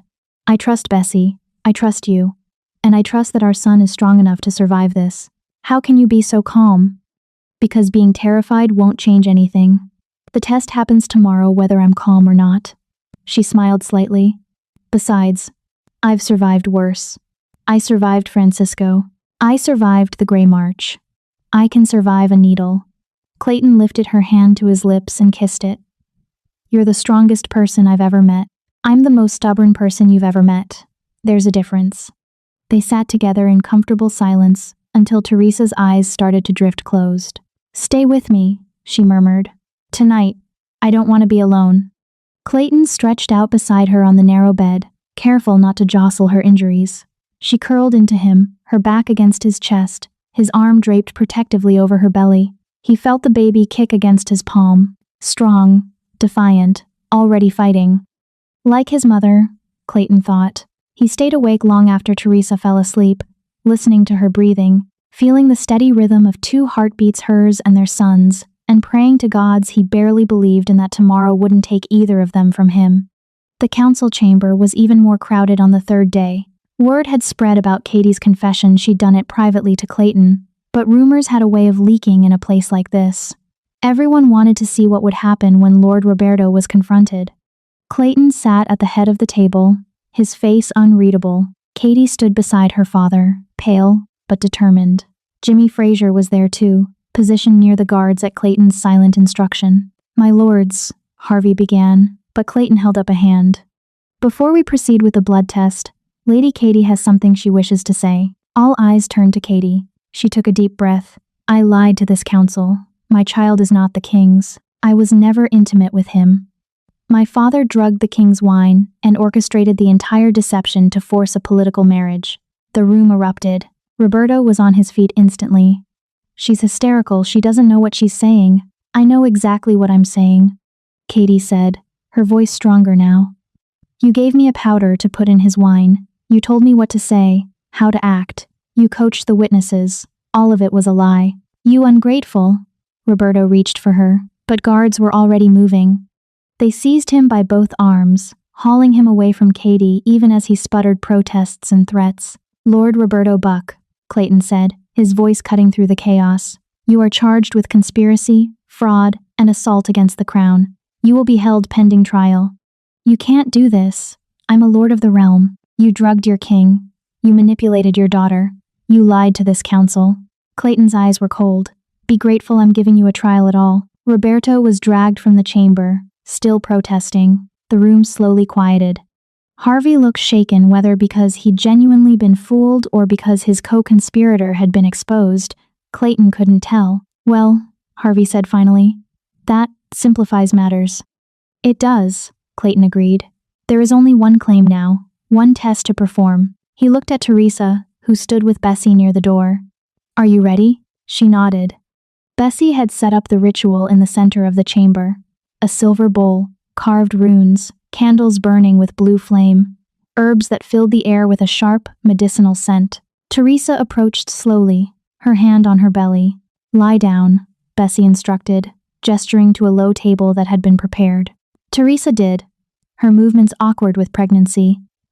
Bessie arranged her carefully, then looked at Clayton. I need your blood first. Clayton rolled up his sleeve and held out his arm. Bessie made a small cut precise, professional, and collected several drops of blood in a glass vial. The blood was dark, almost black, alpha blood. Then Bessie turned to Teresa. This will hurt. I'm sorry. I know. Bessie picked up a long, thin needle. Silver. Inscribed with runes that seemed to glow in the candlelight. The room held its collective breath. Bessie placed one hand on Teresa's belly, feeling for position. "He's here," she murmured. "Low and left. I'll need to go through the abdominal wall, through the uterine muscle, and into the amniotic fluid." Teresa's hand found Clayton's. He squeezed it. "Ready?" Bessie asked. Teresa nodded. The needle went in. Teresa's entire body went rigid. Her hand crushed Clayton's. A sound escaped her throat, high, thin, agonized. "Almost," Bessie murmured. "Almost there." She withdrew the needle slowly. On the end was a single drop of fluid, tinged faintly pink, fetal blood. Bessie transferred it carefully to a second vial, then added 3 drops of the herb mixture. Then she held both vials, Clayton's blood and the baby's blood, over the silver bowl. "By the old blood and the old magic," she intoned, "let truth be revealed." She poured both vials into the bowl simultaneously. For a moment, nothing happened. Then the blood began to move. It swirled, separated, reached across the bowl toward each other like living things. And where they met, they didn't mix. They merged. The 2 samples became one, glowing faintly with a golden light that filled the bowl and spilled over the edges. The room gasped. "Blood calls to blood," Bessie said quietly. "Father to son. The child is Clayton's. There can be no doubt." The golden light flared once, brilliant and blinding, then faded. In the bowl, a single drop of merged blood remained, still glowing softly. Teresa was crying. Clayton was staring at the bowl, overwhelmed. Their son, proven beyond any doubt, legitimate, protected. "Let the record show," Harvey said, and his voice was strained, "that the child carried by Teresa Wolfe is the acknowledged heir of King Clayton Mendez. The claim is legitimate." Cheers erupted from half the room, but Clayton barely heard them. He was focused on Teresa, who was still lying on the table, her face pale, her breathing shallow. "Teresa?" Her eyes fluttered. "Tired," she whispered. "So tired." Bessie was examining her abdomen, her expression growing alarmed. "She's bleeding, internally. The needle must have nicked." "Fix it," Clayton said. "Do whatever you have to." "I'm trying, but the damage, the stress, her body can't." Teresa's hand found his again. "Clayton," she said, and her voice was fading. "If something happens, nothing's happening, you're going to be fine. Promise me. Promise you'll protect him, our son." "I promise. But you're going to be here to protect him yourself." Her eyes closed. "Teresa, Theresa." Bessie was working frantically, pressing herbs against Teresa's abdomen, murmuring healing spells. But the blood was spreading, staining her dress, pooling on the table. Too much blood. "I need Alpha's blood," Bessie said desperately. "Like before. It's the only thing that might—" Clayton was already cutting his arm open. "Take it. Take all of it." Bessie collected his blood, mixed it with the herbs, poured it between Teresa's lips. Nothing. No response. No healing. No bond flare. "Why isn't it working?" Clayton demanded. "I don't know. It should. The bond is strong enough. Unless the bond couldn't heal damage to the womb. Couldn't protect both mother and child simultaneously." "The baby," Clayton said suddenly. "It's protecting the baby instead of her." Bessie's eyes widened. The Omega instinct. She's channeling all the healing to the child. Her body is prioritizing his survival over hers. Then make her stop. Tell her to. "I can't. It's not conscious. It's biology. Her Omega nature won't let her." "Teresa." Clayton leaned close, putting every ounce of Alpha command into his voice. "Listen to me. You need to heal yourself. Now. That's an order." Still nothing. Her heartbeat was slowing. The monitors Bessie had attached were showing dropping vital signs. She was dying, and there was nothing he could do. If you're holding your breath hoping Noel survives, please hit subscribe if you haven't. Don't be someone who roots for miracles but won't click a button to support them. Chapter 7. The Trueborn's Cry. Clayton refused to let go of her hand. Bessie was still working, still trying every healing technique she knew, but her movements were becoming more frantic, more desperate. The blood wasn't stopping. Teresa's skin was growing colder. "My king," Vince said quietly from behind him. "Perhaps you should—" "Don't." Clayton's voice was raw. "Don't tell me to leave her." The council chamber had emptied. Most of the lords had fled when the blood started, unable to stomach the sight. Only a handful remained Harvey, standing pale and silent in the corner. Noel, his face grim. Earl, looking genuinely distressed. And Katie, who stood near the door with tears streaming down her face. "I'm sorry," she whispered. "This is my fault. If I hadn't forced the test." "It's not your fault," Clayton said without looking at her. "It's mine. I should never have agreed to this. Should never have risked." Teresa's body convulsed. Bessie's hands moved to her belly, pressing, feeling. Her eyes went wide. "The baby," she breathed. "He's coming." "What?" "The trauma triggered labor. Full labor. He's coming now. It's too early." "I know, but her body is shutting down. If we don't deliver him now, we lose them both." Clayton looked at Teresa's unconscious face, at the woman who had survived Francisco, survived the Grey March, survived being stabbed and left to die only to be killed by a test meant to protect her. "Save him," he said. "Whatever it takes. Save our son." Bessie nodded grimly and began issuing orders to the 2 apprentice healers who had appeared at her side. The next 20 minutes were the longest of Clayton's life. He watched as they worked on Teresa's unconscious body, performing an emergency procedure he didn't fully understand. Cutting. Blood. So much blood. Teresa didn't move, didn't make a sound. And then, a cry. Small, weak, but unmistakably alive. One of the apprentices lifted a tiny, bloody form from Teresa's body. "It's a boy," she said. "Clayton's son." He was so small, impossibly small. His skin was pale and waxy, his limbs thin and fragile. But his lungs were working, his tiny fists were clenched, and when the apprentice cleaned the fluid from his mouth, he cried again, louder this time. Angry at being pulled from the warmth too early. Angry at the cold and the light and the pain. Good, Clayton thought. Be angry. Fight. Bessie wrapped the baby in soft cloth and brought him to Clayton. "He's early. Too early. His lungs aren't fully developed. He'll need constant care, warmth, feeding every hour." She placed the tiny bundle in Clayton's arms. "But he's alive, and he's strong." Clayton looked down at his son. The baby's eyes were closed, his face scrunched in displeasure. He had dark hair like Teresa's, and when his tiny hand escaped the blanket and waved aimlessly, Clayton caught it with one finger. The baby's fingers wrapped around his, and Clayton felt his heart crack open. "Hello," he whispered. "I'm your father." The baby's crying quieted slightly, as if he recognized the voice. Behind them, Teresa lay still and silent on the table. The apprentices were working on her, trying to stop the bleeding, trying to stabilize her. But Clayton could see the truth in Bessie's eyes when she looked at him. Teresa was dying. "Let me see her," he said. Bessie hesitated, then nodded. Clayton approached the table, his son cradled carefully in one arm. He looked down at Teresa's pale face, at the dark circles under her eyes, at the blood that stained everything. "You did it," he told her, even though she couldn't hear. "You gave him life. You protected him. You're the bravest person I've ever known." Her chest rose and fell, barely. "But you can't leave me yet. We made a promise, remember? To protect him together. I can't do this alone." His voice broke. "Please, come back, please." Nothing. The baby in his arms squirmed and let out a thin wail, and something shifted in the room. It was subtle at first, a change in the air pressure, a vibration that seemed to come from everywhere and nowhere at once. The candles flickered. The runes carved into the silver bowl began to glow again. Bessie's head snapped up.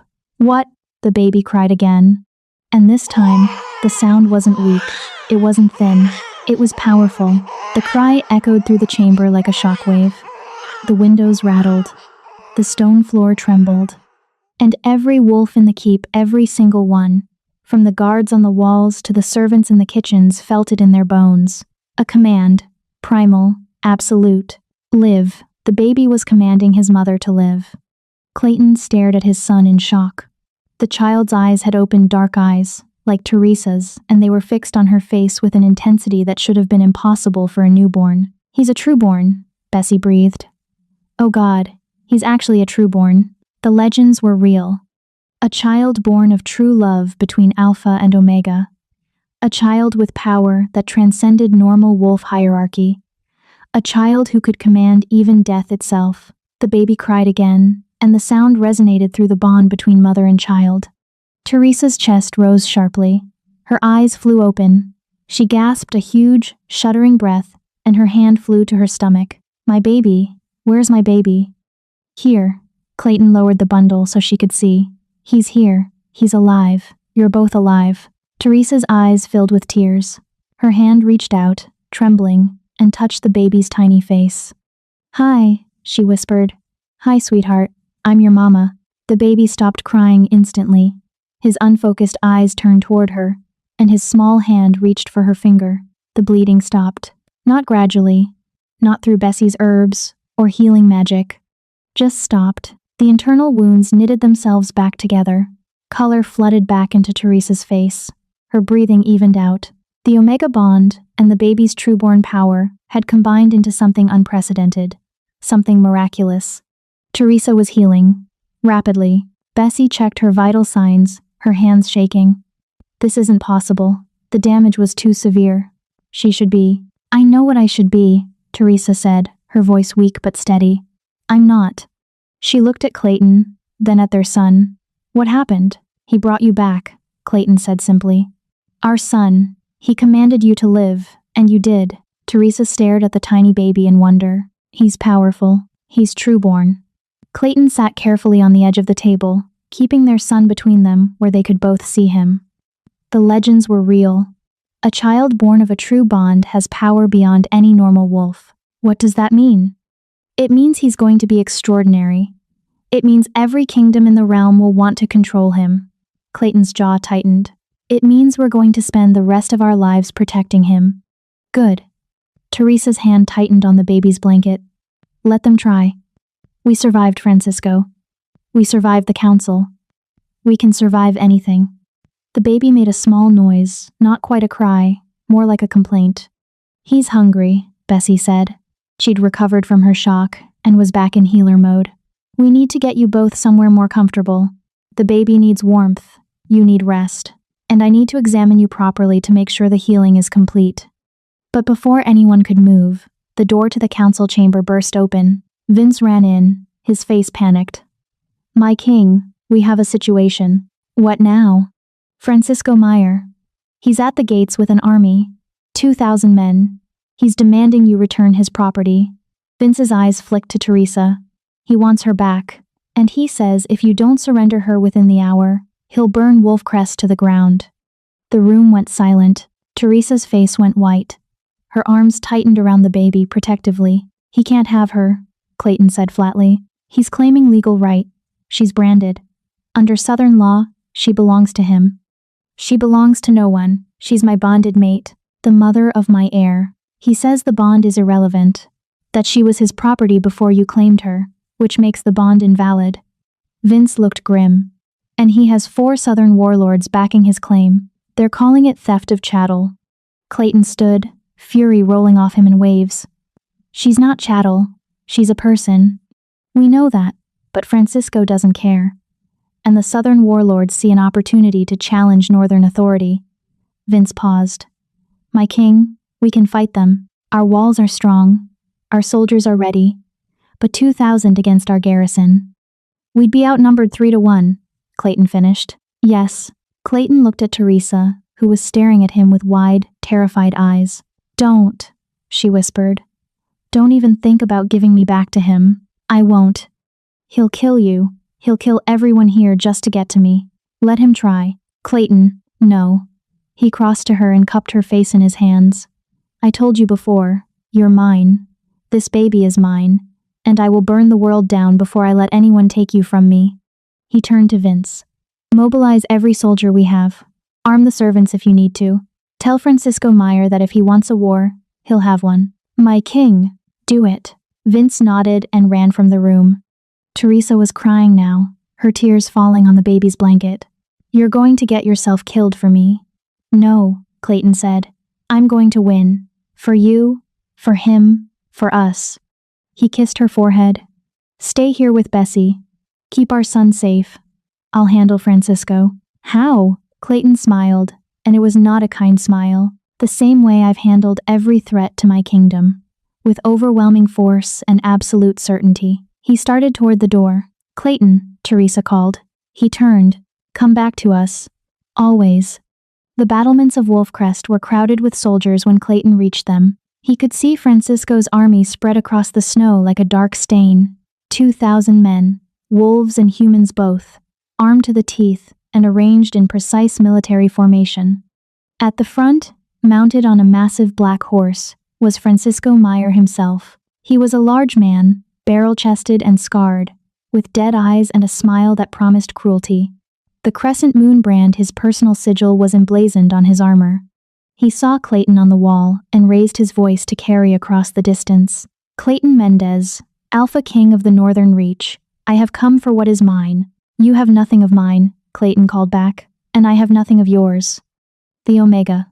She belongs to me. She is branded with my mark. Return her, and I will leave peacefully. She belongs to herself, and she stays here. Francisco's smile widened. I was hoping you'd say that. I've been wanting an excuse to teach the North a lesson about respecting Southern property rights. She's not property, she's my bonded mate. A bond formed under duress is not legitimate. You stole her from me. I'm simply reclaiming what was taken. She ran from you. She chose freedom over your cage. She chose nothing. Omegas don't get to choose. Francisco's voice hardened. Last chance, Clayton. Give her to me, or I take her by force. And when I do, I'll make sure you watch what I do to her for running. The threat hung in the air. Clayton felt the wolf rising inside him, felt the fury building to a breaking point. But before he could respond, he felt something. The bond, flaring. Not with pain or fear, with power. He turned and saw Teresa standing in the doorway to the battlements. She shouldn't have been out of bed. She was still weak, still healing. But she was there, wrapped in a cloak, with their son bundled against her chest. What are you doing? Clayton demanded. You should be resting. I'm standing with my mate, Teresa said, and showing Francisco that I'm not his anymore. She walked to the edge of the wall, where Francisco could see her. The warlord's eyes lit up with possessive fury. There you are, he called. Come home, little Omega. Come back where you belong. I am home, Teresa said. Her voice wasn't loud, but it carried with Omega authority that made every wolf listening go still. And I belong to no one but myself. You're branded. You're mine. I was never yours. I was your prisoner. There's a difference. She pulled aside her cloak, revealing the baby. This is my son, she said. Born free. Born to a father who sees me as an equal, not property. And he will never know the cage you kept me in. The baby, as if on cue, let out a cry. And once again, the power in it shook the walls. Francisco's horse reared. His men stumbled. Even the wolves in his army whined and cowered, because they could all feel it. The trueborn's power, the command in that tiny voice that said, I am here, I am strong, and you will not harm my family. Francisco stared at the baby, and for the first time, Clayton saw fear flicker across his face. What is that? The warlord demanded. That, Clayton said, stepping forward to stand beside Teresa, is the future. And you're not part of it. He raised his voice so every soldier in both armies could hear. Francisco Heir. You have threatened my mate. You have threatened my heir. You have brought an army to my gates and demanded I surrender what is not yours to take. Clayton's eyes began to glow amber. I reject your claim. I reject your authority. And I challenge you. Single combat. The old way. Just you and me. Winner takes all. The crowd roared, Northern soldiers cheering, Southern soldiers murmuring in surprise. Francisco's face twisted with rage. You think you can beat me in a fair fight? I know I can. Then you're a fool. I've killed better men than you. You've killed unarmed men and helpless women. You've never faced an Alpha King in his prime defending what he loves. Clayton smiled coldly. But there's always a first time. Francisco was trapped. By Northern and Southern law both. A challenge issued in defense of family could not be refused. If he declined, he'd look weak in front of his own men. Fine, Francisco snarled. Single combat. To the death. And when I rip your throat out, I'll take the Omega, and that whelp both. If you can, Clayton said. He turned to Teresa. Go inside. Stay with Bessie. Don't watch this. Like hell I won't. Teresa's eyes were fierce. I watched him hurt me for 6 years. I'm going to watch you end him. Clayton wanted to argue, but the look on her face told him it would be pointless. Stay behind the walls, he said instead. I will. He kissed her once hard and fast and full of promise. Then he vaulted over the wall and shifted midair. The black wolf landed in the snow with a force that shook the ground, and the real battle began. Chapter 8. The Bonding. Francisco shifted the moment Clayton hit the ground. The transformation was brutal, violent bones cracking and reforming with sounds like breaking timber. Where the man had been, a massive wolf now stood. Gray and scarred, with yellow eyes that gleamed with malice. He was bigger than most wolves, but not bigger than Clayton. The black wolf circled, smoke-dark fur rippling over muscle and sinew. His eyes pale green even in wolf form, flecked with burning gold, never left his opponent. The two armies formed a wide circle, giving the combatants space. This was sacred, ancient, a challenge witnessed by both sides, bound by laws older than any kingdom. Francisco attacked first. He lunged with teeth bared, going for Clayton's throat, a killing strike, meant to end things quickly. But Clayton was faster. He twisted aside, letting Francisco's momentum carry him past, then snapped at his hindquarters. Blood sprayed across white snow. Francisco howled and spun, rage overriding strategy. He charged again, this time lower, trying to bowl Clayton over through sheer mass. Clayton met him head-on. The impact when they collided was like thunder. Both wolves went down, rolling through the snow in a tangle of fur and fangs. They broke apart, circled, clashed again. From the battlements, Teresa watched with her heart in her throat. She'd seen Francisco fight before, seen him kill. He was vicious, experienced, utterly without mercy. And watching him now, watching those powerful jaws snap inches from Clayton's face, she felt terror like ice water in her veins. He could lose. He could die. The baby stirred against her chest, making small, distressed sounds. He could feel her fear through the bond. It's okay, she whispered, though she didn't believe it. Your father is strong. He'll win. But what if he didn't? What if she'd escaped Francisco, only to watch him kill the man she loved? In the circle, the fight intensified. Francisco had experience and brutality on his side. He fought dirty, going for eyes, for tendons, for any vulnerable spot he could reach. He'd been fighting since he was young, had killed dozens of challengers over the years. But Clayton had something Francisco didn't: purpose. He wasn't fighting for territory or pride. He was fighting for his mate, for his son, for the future he'd promised them both. And that made him unstoppable. Clayton's jaws closed around Francisco's front leg. He bit down hard, felt bone crack, and yanked sideways. Francisco went down with a yelp of pain. Clayton was on him instantly, going for the throat. But Francisco twisted at the last second, and Clayton's teeth scraped across his shoulder instead. Deep gashes, bleeding freely, but not fatal. They separated again, both breathing hard. Francisco was limping now, favoring his injured leg. But his eyes still burned with hate. You think you've won? He snarled, the words distorted through the wolf's mouth, but still intelligible. You think she'll ever be free of me? I made her what she is. Every time she closes her eyes, she'll see my face. Every time she flinches at a raised voice, that's my mark on her, not yours. Clayton didn't respond with words. He responded with violence. He hit Francisco like a battering ram, driving him backward, slamming him into the frozen ground. His jaws found Francisco's throat and locked down. Not biting, not yet, holding. Francisco struggled, thrashing, trying to break free. But Clayton's grip was iron, unbreakable, and slowly, deliberately, Clayton began to squeeze. Francisco's struggles grew more frantic, more desperate.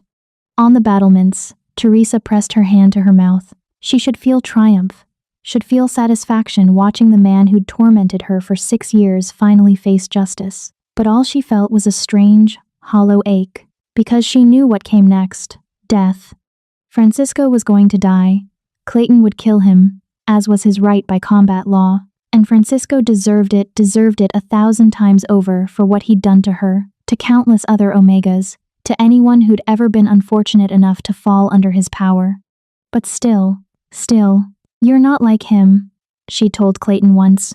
You're better. Was he still better if he became a killer too? The baby cried softly against her chest. And through the bond, that impossible, powerful bond that connected all three of them, Teresa felt Clayton's fury, his righteous rage, his absolute certainty that Francisco needed to die. She also felt something else, doubt, small, barely there, but present. Because Clayton wasn't a murderer, he was a king, a protector, and killing Francisco in hot blood, in front of both armies, in front of his mate and newborn son, would it make him the man Teresa believed he was? Or would it make him just another warlord who solved problems with violence? Teresa made a choice. She opened her mouth and let her Omega voice carry across the battlefield, not loud, but penetrating, impossible to ignore. Clayton, stop. The black wolf's head jerked up. His jaws were still locked around Francisco's throat.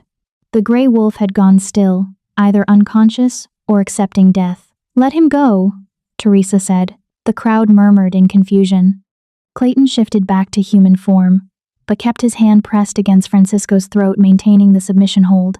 He was naked, covered in blood and snow, his chest heaving. What? He called up to her. Let him go. Teresa, he tried to kill you. He tortured you for years. I know what he did. She descended from the battlements carefully, the baby still clutched to her chest. Bessie tried to stop her, but Teresa shook her off. She walked through the circle of soldiers until she stood at the edge of the fighting ground. I know exactly what he did, she repeated. And I also know that killing him won't erase any of it. It won't give me back the 6 years he stole. It won't heal the scars. He deserves to die. Maybe. Probably. Teresa looked down at Francisco's unconscious wolf form. But I don't need him to die. I need him to lose. And he already has. She gestured to the armies watching. Everyone here just watched you defeat him in single combat. Watched him beg for mercy with his silence. His own men saw him broken. She looked back at Clayton. If you kill him, he becomes a martyr. His allies will claim you murdered him out of cruelty, that the Northern King is a savage who doesn't respect Southern traditions. But if you spare him, understanding dawned in Clayton's eyes, then I show mercy, show that the North is civilized, honorable, that we're better than the South's brutality. And you show that you're the kind of king who doesn't need to kill to prove his strength. Teresa's voice softened. The kind of king I want our son to grow up to be. Clayton looked at Francisco, at the broken wolf bleeding in the snow. Every instinct screamed to finish it, to end the threat permanently. But Teresa was right. He was better than this. Clayton stood, stepping back from Francisco's body. He shifted to human form, completely, standing naked and bloodied in the snow, and raised his voice. Francisco Meyer, you challenged my right to my mate. You lost. By the laws of single combat, you forfeit all claim to her and accept exile from the northern territories. He looked at the southern armies. Any warlord who supports him in defying this judgment will be considered an enemy of the crown. Silence. Then, slowly, the southern soldiers began to kneel, not to Francisco, to Clayton. One by one, then in waves, they dropped to their knees in the snow, acknowledging his victory, his authority, his mercy. Francisco's own second-in-command, a scarred beta named Salvador Blevins, stepped forward. We accept your judgment, Alpha King. Francisco Meyer is exile. We will escort him beyond your borders and ensure he does not return. See that you do. Salvador signaled to several soldiers, who moved forward to collect Francisco's unconscious form. They handled him without gentleness, hoisting him between them like a sack of grain. As they carried him away, Francisco's eyes opened. He looked at Teresa one last time. She met his gaze steadily, without fear, without hate, just emptiness. He was nothing to her now. Not a monster, not a captor, just a broken man being carried away to a broken future. And she was free. The realization hit her like a physical force. Free. Truly, completely free. Her knees buckled. Clayton caught her before she fell, wrapping one arm around her waist while being careful not to crush the baby between them. I've got you, he murmured. I know. She leaned into him, shaking. I know you do. The northern soldiers were cheering now, raising weapons and voices in celebration. The southern armies were retreating, carrying their defeated warlord with them. It was over. Bessie appeared with a cloak, draping it over Clayton's shoulders. Both of you need to get inside. Now. Before you freeze to death after surviving everything else. They stumbled back toward the keep together, Clayton still supporting Teresa's weight. The baby somehow had slept through the entire battle. Back in the healing chamber, Bessie examined them both with the efficiency of someone who'd patched up too many warriors to be impressed by blood and bruises. "You're lucky," she told Clayton, cleaning a deep gash on his shoulder. "He missed the major vessels. You'll have a scar, but you'll live. I've had worse." "That's not the point." Bessie's hands were gentle despite her sharp tone. "You're a father now. You don't get to be reckless with your life anymore." Clayton looked at Teresa, who was lying in the bed with their son nursing at her breast. The baby had woken hungry and indignant, and watching him feed, watching that tiny, perfect life taking nourishment from the woman Clayton loved, made something in his chest expand painfully. "I wasn't being reckless," he said quietly. "I was protecting my family. By nearly getting yourself killed. By doing what needed to be done." Bessie sighed. "You're as stubborn as she is. That child doesn't stand a chance of being reasonable. Despite everything, the exhaustion, the pain, the lingering adrenaline," Clayton smiled. "Good. The world doesn't need more reasonable people. It needs more fighters. The world needs more people who know when to fight and when to show mercy." Bessie finished bandaging his shoulder. "Which, thankfully, your mate taught you today." She was right. If Teresa hadn't stopped him, if she hadn't called out across that battlefield and reminded him who he wanted to be, he would have killed Francisco, would have torn his throat out and felt justified doing it, and some essential part of himself would have died along with the warlord. "Thank you," he said to Teresa. She looked up from the baby, confused. "For what?" "For stopping me, for being wiser than I am." "I'm not wiser, I didn't want our son's first memory of his father to be violence." She touched the baby's soft hair. "He's trueborn. He's going to be powerful, probably more powerful than either of us. And power without wisdom is just tyranny. Then we'll teach him both, power and wisdom. Together, together." The word hung between them, full of promise. They'd been through so much persecution, betrayal, near death, war, and they'd survived. Not just survived, they'd won. The baby finished nursing and made a small, satisfied sound. Teresa adjusted him carefully, holding him up so Clayton could see his face. "He needs a name," she said. Clayton had been thinking about this since the moment his son was born. He'd considered family names, traditional names, names that carried weight and history. But looking at this tiny person, this miracle who had commanded his mother to live, who had made armies kneel with his cry, who represented everything good and pure in a world full of darkness, only one name felt right. "Noel," he said. "It means born at Christmas, a gift." Teresa's eyes filled with tears. "It's perfect.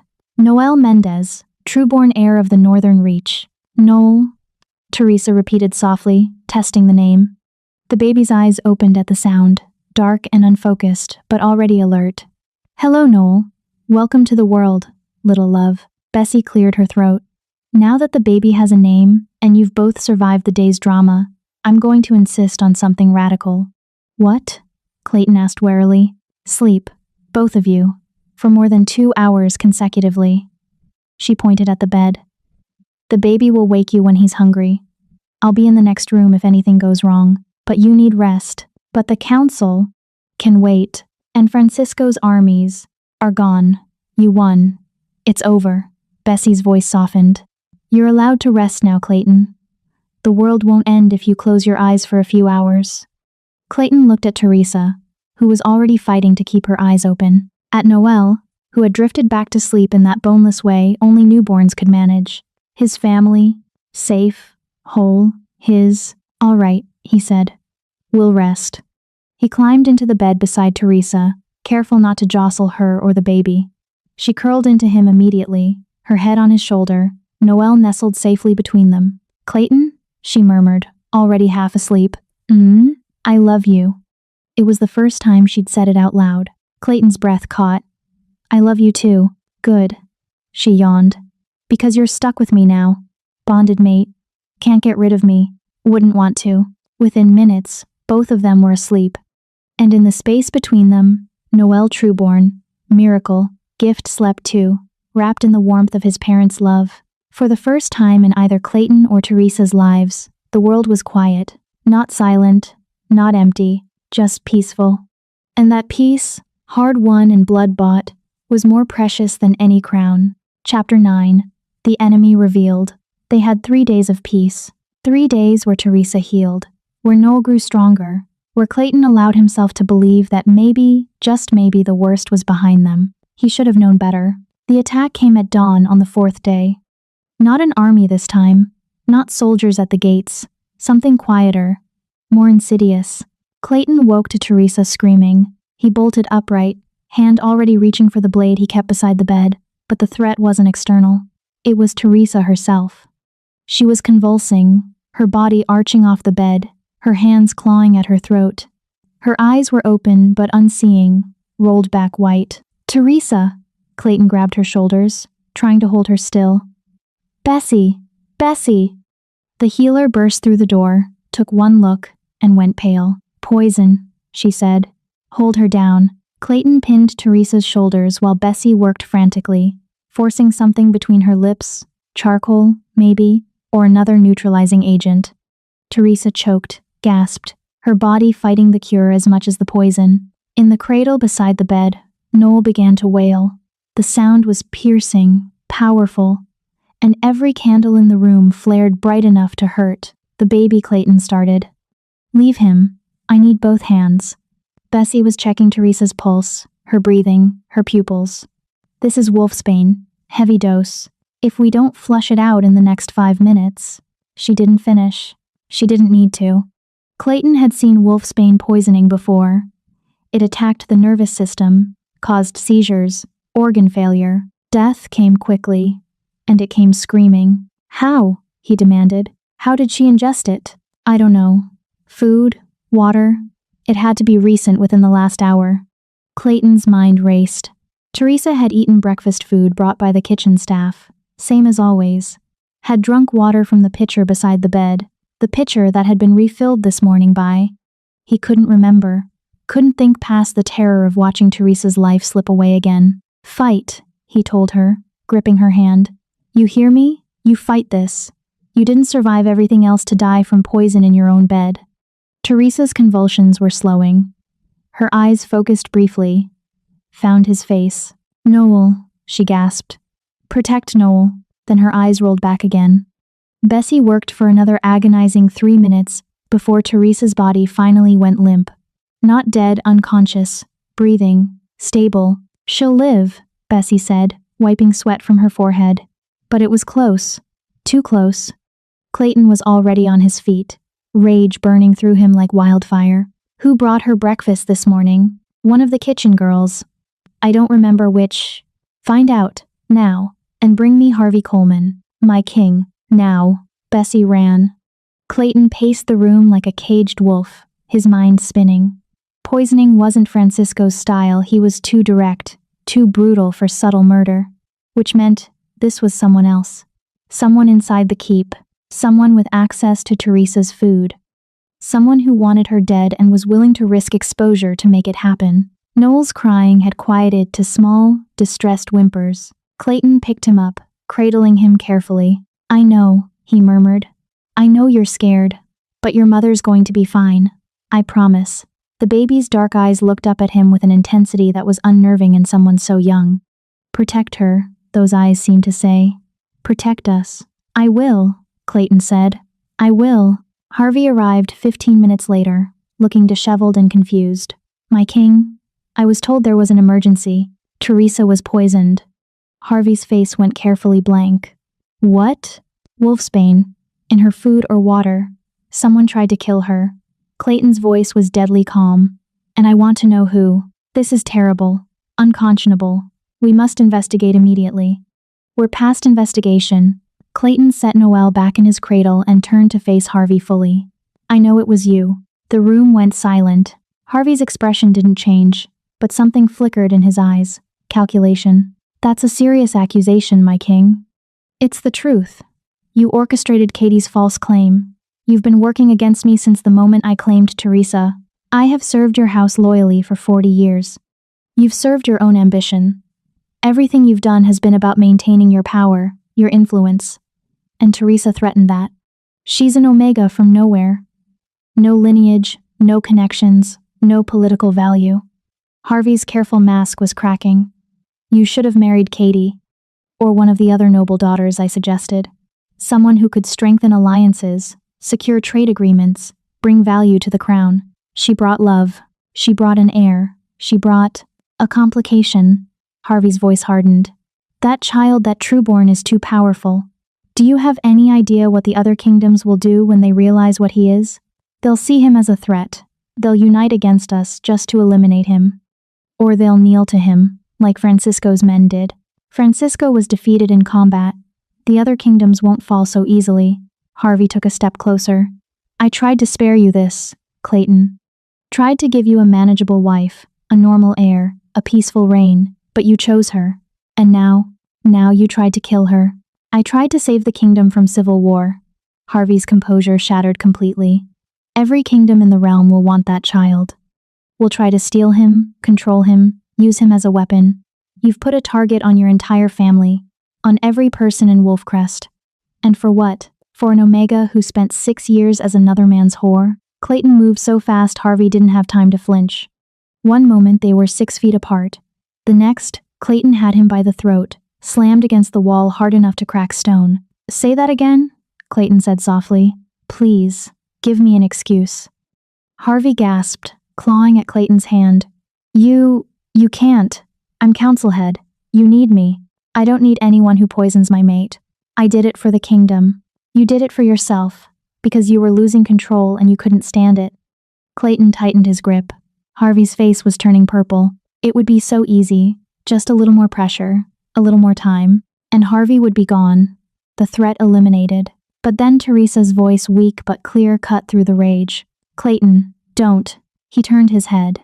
She was awake, propped up on one elbow, her face pale, but her eyes steady. He tried to kill you, Clayton said. I know, but if you kill him, you prove him right. You prove that you're just another violent king who solves problems with murder. She pushed herself to sitting, wincing at the effort. We're better than that, remember? Clayton looked between Teresa and Harvey, still dangling in his grip. Every instinct screamed to finish it, to end the threat permanently. But Teresa was right. Again. He released Harvey, who collapsed to the floor, gasping. You're stripped of your position, Clayton said. Your lands are forfeit. You'll be imprisoned pending formal trial. You'll regret this, Harvey wheezed. When the other kingdoms come for your son, when they tear this keep apart to get to him, you'll wish you'd listen to me. The only thing I regret is trusting you. Clayton gestured to the guards who had appeared in the doorway. Take him to the cells. No visitors. No communication with anyone outside. They hauled Harvey away, still protesting. When the room was finally quiet, Clayton returned to Teresa's side. You should have let me kill him, he said. Probably. But then I'd have to live with loving a killer. She took his hand. This way. I just have to live with loving a very angry king who showed restraint. How do you feel? Like I drank poison. She tried to smile. But alive. Thanks to Bessie. Thanks to your own strength. You keep surviving things that should kill you. It's becoming a habit. Noel made a small sound from his cradle. Teresa's attention immediately shifted. Is he all right? He was crying. He's fine. Worried about you. We both were. Teresa reached for the baby, and Clayton lifted him carefully, placing him in her arms. Noel immediately settled, his small hand curling around her finger. Harvey was right about one thing, Teresa said quietly. The other kingdoms will come for him, for Noel. A trueborn is too valuable, too dangerous, to ignore. Let them come. We'll be ready. Will we? She looked up at him. Clayton, I love you. I love our life, but I'm terrified. Harvey got poison into our chambers, into my food. If someone inside the keep can do that, then we root out everyone who can't be trusted. We rebuild the household from scratch if we have to. And the external threats? The kingdoms Harvey mentioned? Clayton was quiet for a moment. She was right to be afraid. Harvey, for all his treachery, had identified a real problem. A trueborn heir was unprecedented. Every kingdom with ambition would see Noel as either the ultimate weapon or the ultimate threat, and they would come. Not today, not tomorrow, but eventually. We make alliances, he said finally. Real ones. Not political marriages or trade agreements. We find the kingdoms who are honorable, who respect Omega rights, who would see Noel as an ally, rather than a weapon. And the ones who don't? We show them what happens when you threaten the Northern Reach. His voice hardened. We show them that a trueborn protected by parents who would burn the world for him is more dangerous than any army they could raise. Teresa leaned her head against his shoulder, exhausted. I'm so tired of fighting. I know. But I'll keep doing it. For him. For us. We'll do it together, Clayton said. Like we've done everything else. They sat in silence, holding their son between them, and tried not to think about the storm gathering on the horizon. The formal trial of Harvey Coleman took place 3 days later. The evidence was damning. The kitchen girl who'd brought Teresa's breakfast testified that Harvey had intercepted her, said he wanted to add something special for the new mother. She'd thought nothing of it. Harvey was council head, trusted, respected. The wolfsbane had been found in his private chambers, along with correspondence from several southern warlords offering payment for removal of the Omega threat. Harvey had been selling out his own kingdom for gold and promises of continued influence. The council, what remained of it after Roberto's arrest and Harvey's betrayal, voted unanimously for execution. But Clayton, remembering Teresa's words about mercy, offered an alternative. Exile. Permanent, irreversible exile to the frozen wastes beyond the Grey March. Stripped of title, lands, wealth. Left to survive on his own in a place where most men didn't last a week. Harvey accepted. Barely. As he was led away, he looked at Clayton one last time. You think you've won, he said. But you've only delayed the inevitable. That child will bring ruin to everything you love. And when it happens, remember that I warned you. Then he was gone. Clayton stood in the empty council chamber and wondered if Harvey was right. If loving Teresa, claiming Noelle, choosing family over politics, if all of it had been a mistake that would cost him everything, then he felt the bond warm, steady, unbreakable, and knew the truth. It didn't matter. Even if the whole world came against them, even if every kingdom united to tear them apart, he would choose them. Every time. Without hesitation. Because some things were worth fighting for, and some bonds were stronger than empires. Please like this video and subscribe if you believe love is worth fighting for, because Teresa and Clayton are about to face their biggest battle yet, and they need witnesses who actually care, not just spectators. Thank you. Chapter 10. The Omega's Legacy. 1 year later, the Great Hall of Wolfcrest was transformed. Banners from a dozen kingdoms hung from the vaulted ceiling, not in conquest, but in alliance. The long tables were laden with food and drink, and the air hummed with conversation in 6 languages. It was Noel's first birthday, and Clayton had invited every kingdom in the realm that had shown even the slightest willingness to negotiate in good faith. Some had come out of curiosity, some out of political necessity. Some, like the delegation from the Western Isles led by Queen Marjorie Wilkins, had come because they genuinely wanted to see the trueborn child for themselves. Teresa stood at the edge of the hall, watching the controlled chaos with a mixture of amusement and anxiety. You look nervous, Bessie said, appearing at her elbow with a cup of wine. I am nervous. Half these people want to steal my son. The other half want to kill him. Teresa took the wine gratefully, and we invited them all into our home. It's called diplomacy. It's called madness. Bessie smiled. Same thing, usually. Across the hall, Clayton was deep in conversation with Queen Marjorie and her advisor. He wore formal regalia, black leather and silver, the wolf sigil prominent on his chest, and he looked every inch the king he was. But when his eyes found Teresa's across the crowd, he smiled. Just for her. The bond flared warm between them. Even after a year, it still surprised her sometimes. The depth of it. The way she could feel his presence even when he was across the keep. The way his emotions bled into hers and hers into his. It should have been invasive, suffocating. Instead, it was comfort, safety, home. Where's the birthday boy? Bessie asked. With Vince. There in the courtyard. Noelle wanted to see the horses. Of course he did. That child has absolutely no fear. I know, it's terrifying. Noel had grown impossibly fast over the past year. He was already walking, had taken his first steps at 8 months, and was constantly getting into everything. He had Clayton's stubborn determination and Teresa's sharp intelligence, and the combination was exhausting. He was also showing signs of his true-born power. Small things, mostly. Animals were drawn to him. Plants seemed to grow faster in his presence. And when he cried, which wasn't often, the sound still had that resonant quality that made every wolf in the keep go still and attentive. It would have been frightening if it wasn't so clearly guided by innocence. Noel wasn't manipulating anyone. He was just himself. Powerful, yes, but also sweet and curious and affectionate. He was perfect, and Teresa would die before she let anyone take him from her. "You should mingle," Bessie said. "This is as much your party as his." "I'm terrible at mingling." "You're the queen consort of the Northern Reach. You don't have to be good at it, you just have to show up." Teresa sighed, but started making her way through the crowd. She'd gotten better at this over the past year, learned to navigate court politics, to smile at people she didn't trust, to deflect intrusive questions with grace, but it still felt like wearing armor that didn't quite fit. She was stopped 3 times by various nobles, wanting to offer congratulations or ask pointed questions about Noel's development. She answered politely, vaguely, and moved on. Then she ran into Queen Marjorie. "Lady Teresa," the Queen said warmly, "I've been hoping to speak with you." "Your Majesty." Teresa dipped into a curtsy that still felt awkward after a year of practice. "Please, none of that. We're both women navigating impossible situations. That makes us allies, not rivals." Marjorie smiled. "I wanted to tell you what you've accomplished here is remarkable.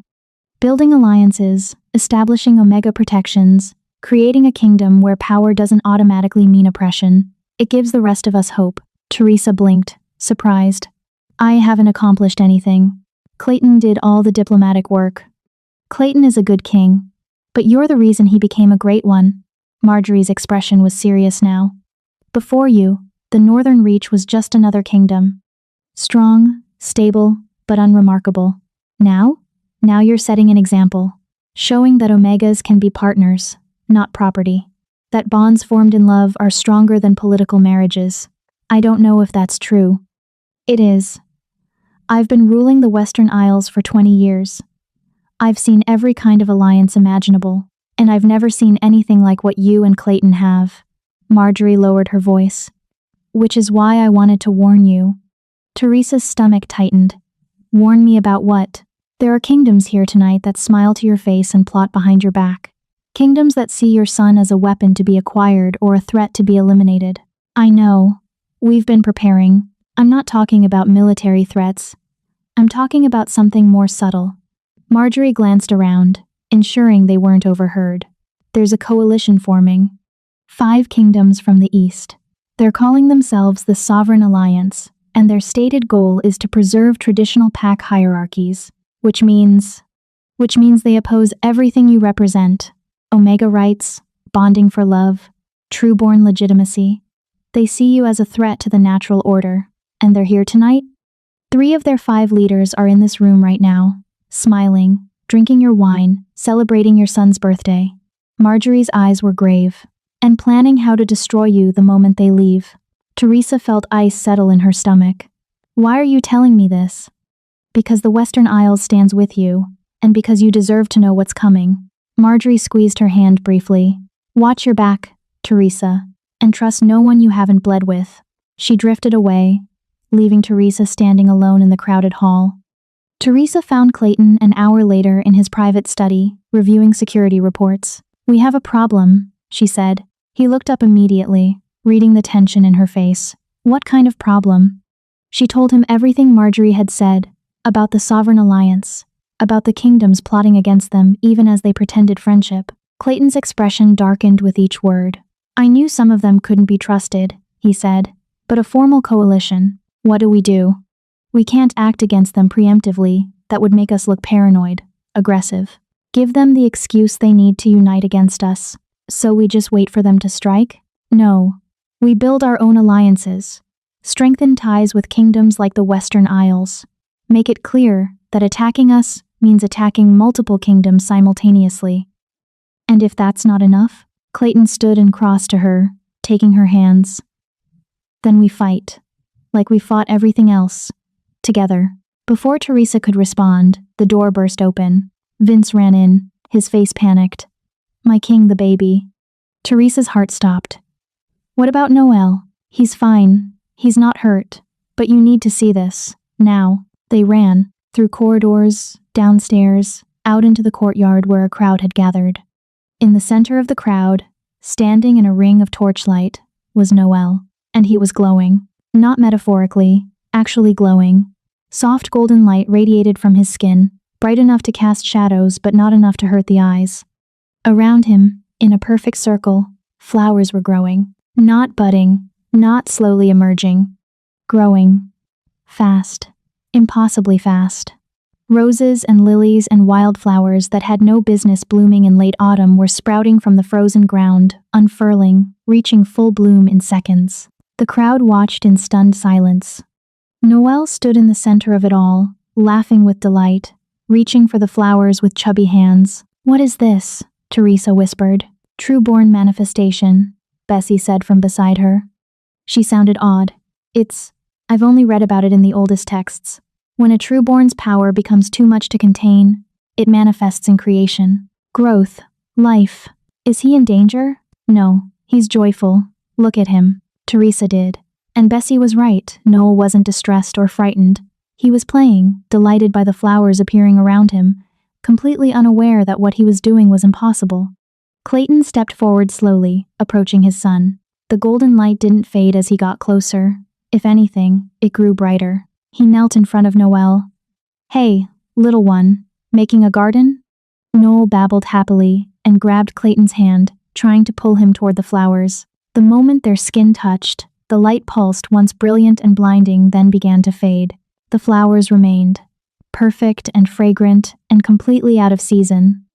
But Noel's glow dimmed back to normal, and he yawned hugely, suddenly exhausted. "Someone's ready for bed," Clayton said, scooping him up. Noel tucked his head against Clayton's shoulder and was asleep within seconds.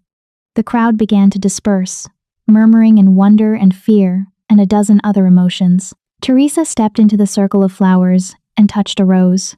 It was real, solid, alive. "They all saw," she said quietly. "I know. The kingdoms who were already afraid of him, this will terrify them. I know. Clayton, what do we do?" He looked down at their sleeping son, then at the impossible garden he'd created. "We protect him. We prepare for what's coming. And we hope that when the time comes, there are enough good people in the world to stand with us against the ones who want to destroy him for being different." It wasn't a reassuring answer, but it was honest. The party ended shortly after. The visiting dignitaries made their excuses and departed, some genuinely regretful, others clearly shaken by what they'd witnessed. By midnight, Wolfcrest was quiet again. Teresa stood in Noel's nursery, watching him sleep in his cradle. The golden light was completely gone now, but she could still see it in her mind, could still feel the power that had radiated from him, her son, her miracle, her greatest joy and deepest fear. "He's going to change the world," Clayton said from the doorway. "I know, and not everyone will thank him for it." "I know that too." She turned to face him. "Are we doing the right thing? Raising him here, in the center of politics and power? Maybe we should take him somewhere remote, raise him in secret, and teach him to hide what he is, to be ashamed of his power?" Clayton shook his head. "That's not the answer." End quote. "Then what is?" "We raise him to be strong, to be kind, to understand that power is a responsibility, not a right." Clayton moved to stand beside her, looking down at their sleeping son. "We teach him that being different doesn't make him better or worse than anyone else, just different, and that difference can be a gift if he chooses to use it wisely." "You make it sound simple." "It's not. It'll be the hardest thing we ever do." He took her hand. "But we'll do it together." There was that word again. Together. The word that had carried them through impossible odds and unthinkable challenges. The word that meant more than any vow or bond or declaration. Together. Teresa leaned her head against Clayton's shoulder and allowed herself a moment of peace. Tomorrow, they would start building defenses against the Sovereign Alliance. Tomorrow, they would continue the careful diplomatic dance of maintaining friendships while preparing for war. Tomorrow, they would face all the impossible challenges of raising a true-born child in a world that feared him. But tonight, they were just a family. A mother, a father, and their sleeping son. And that was enough. Epilogue, 5 years later. The classroom in Wolfcrest's East Wing was filled with children. Not just noble children, though there were several, but also the sons and daughters of servants, guards, merchants. Clayton had decreed that all children in the keep would receive education together, regardless of status. It was radical, controversial. It was working. At the front of the classroom, 6-year-old Noel sat cross-legged on the floor, surrounded by younger children who hung on his every word. And then the Omega told the king, "You don't need to kill to prove you're strong. You need to show mercy," Noel said, his voice carrying the cadence of a well-practiced story, and the king listened. "And that's how my mother saved my father from becoming a monster." The children gasped appropriately. Teresa watched from the doorway, smiling. Noel had grown into a bright, curious child with his father's stubbornness and his mother's empathy. His true-born powers manifested occasionally, usually in moments of strong emotion, but he was learning control, learning to channel that vast power into creation rather than destruction. And he was learning the stories of his parents, not sanitized, simplified versions, the real stories, the ones about fear and failure, and choosing to do the right thing even when it was hard. Because Teresa and Clayton had decided early on that Noel needed to understand where he came from. Needed to know that his parents weren't heroes from legends, they were people who had survived impossible circumstances through stubbornness and love. "Is it true?" one of the younger children asked. "That your mama was dying in the snow and your papa saved her?" "Yep. He carried her all the way home through a blizzard. And then she saved him back by making him be better than he thought he could be." Noel grinned. "They save each other. That's what love is." Teresa's eyes filled with tears. 6 years old, and already wiser than most adults. "All right, children," the teacher called. "Time for arithmetic. Noel, you too." Noel groaned but obediently joined the others at the long table. Teresa slipped away before he could see her. She found Clayton in the war room, bent over a map with Vince and several other advisors.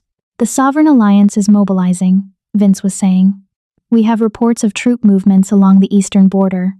"How many?" 5,000, maybe more. Clayton's jaw tightened. "Double the guard. Send word to Marjorie and our other allies. If they're coming, we'll be ready." He looked up and saw Teresa in the doorway. "Give us a moment," he told the advisors. They filed out, leaving them alone. "It's starting," Teresa said. "Isn't it?" "The war," Harvey predicted. "Looks like it. Are we ready?" "As ready as we'll ever be." Clayton crossed to her and pulled her into his arms.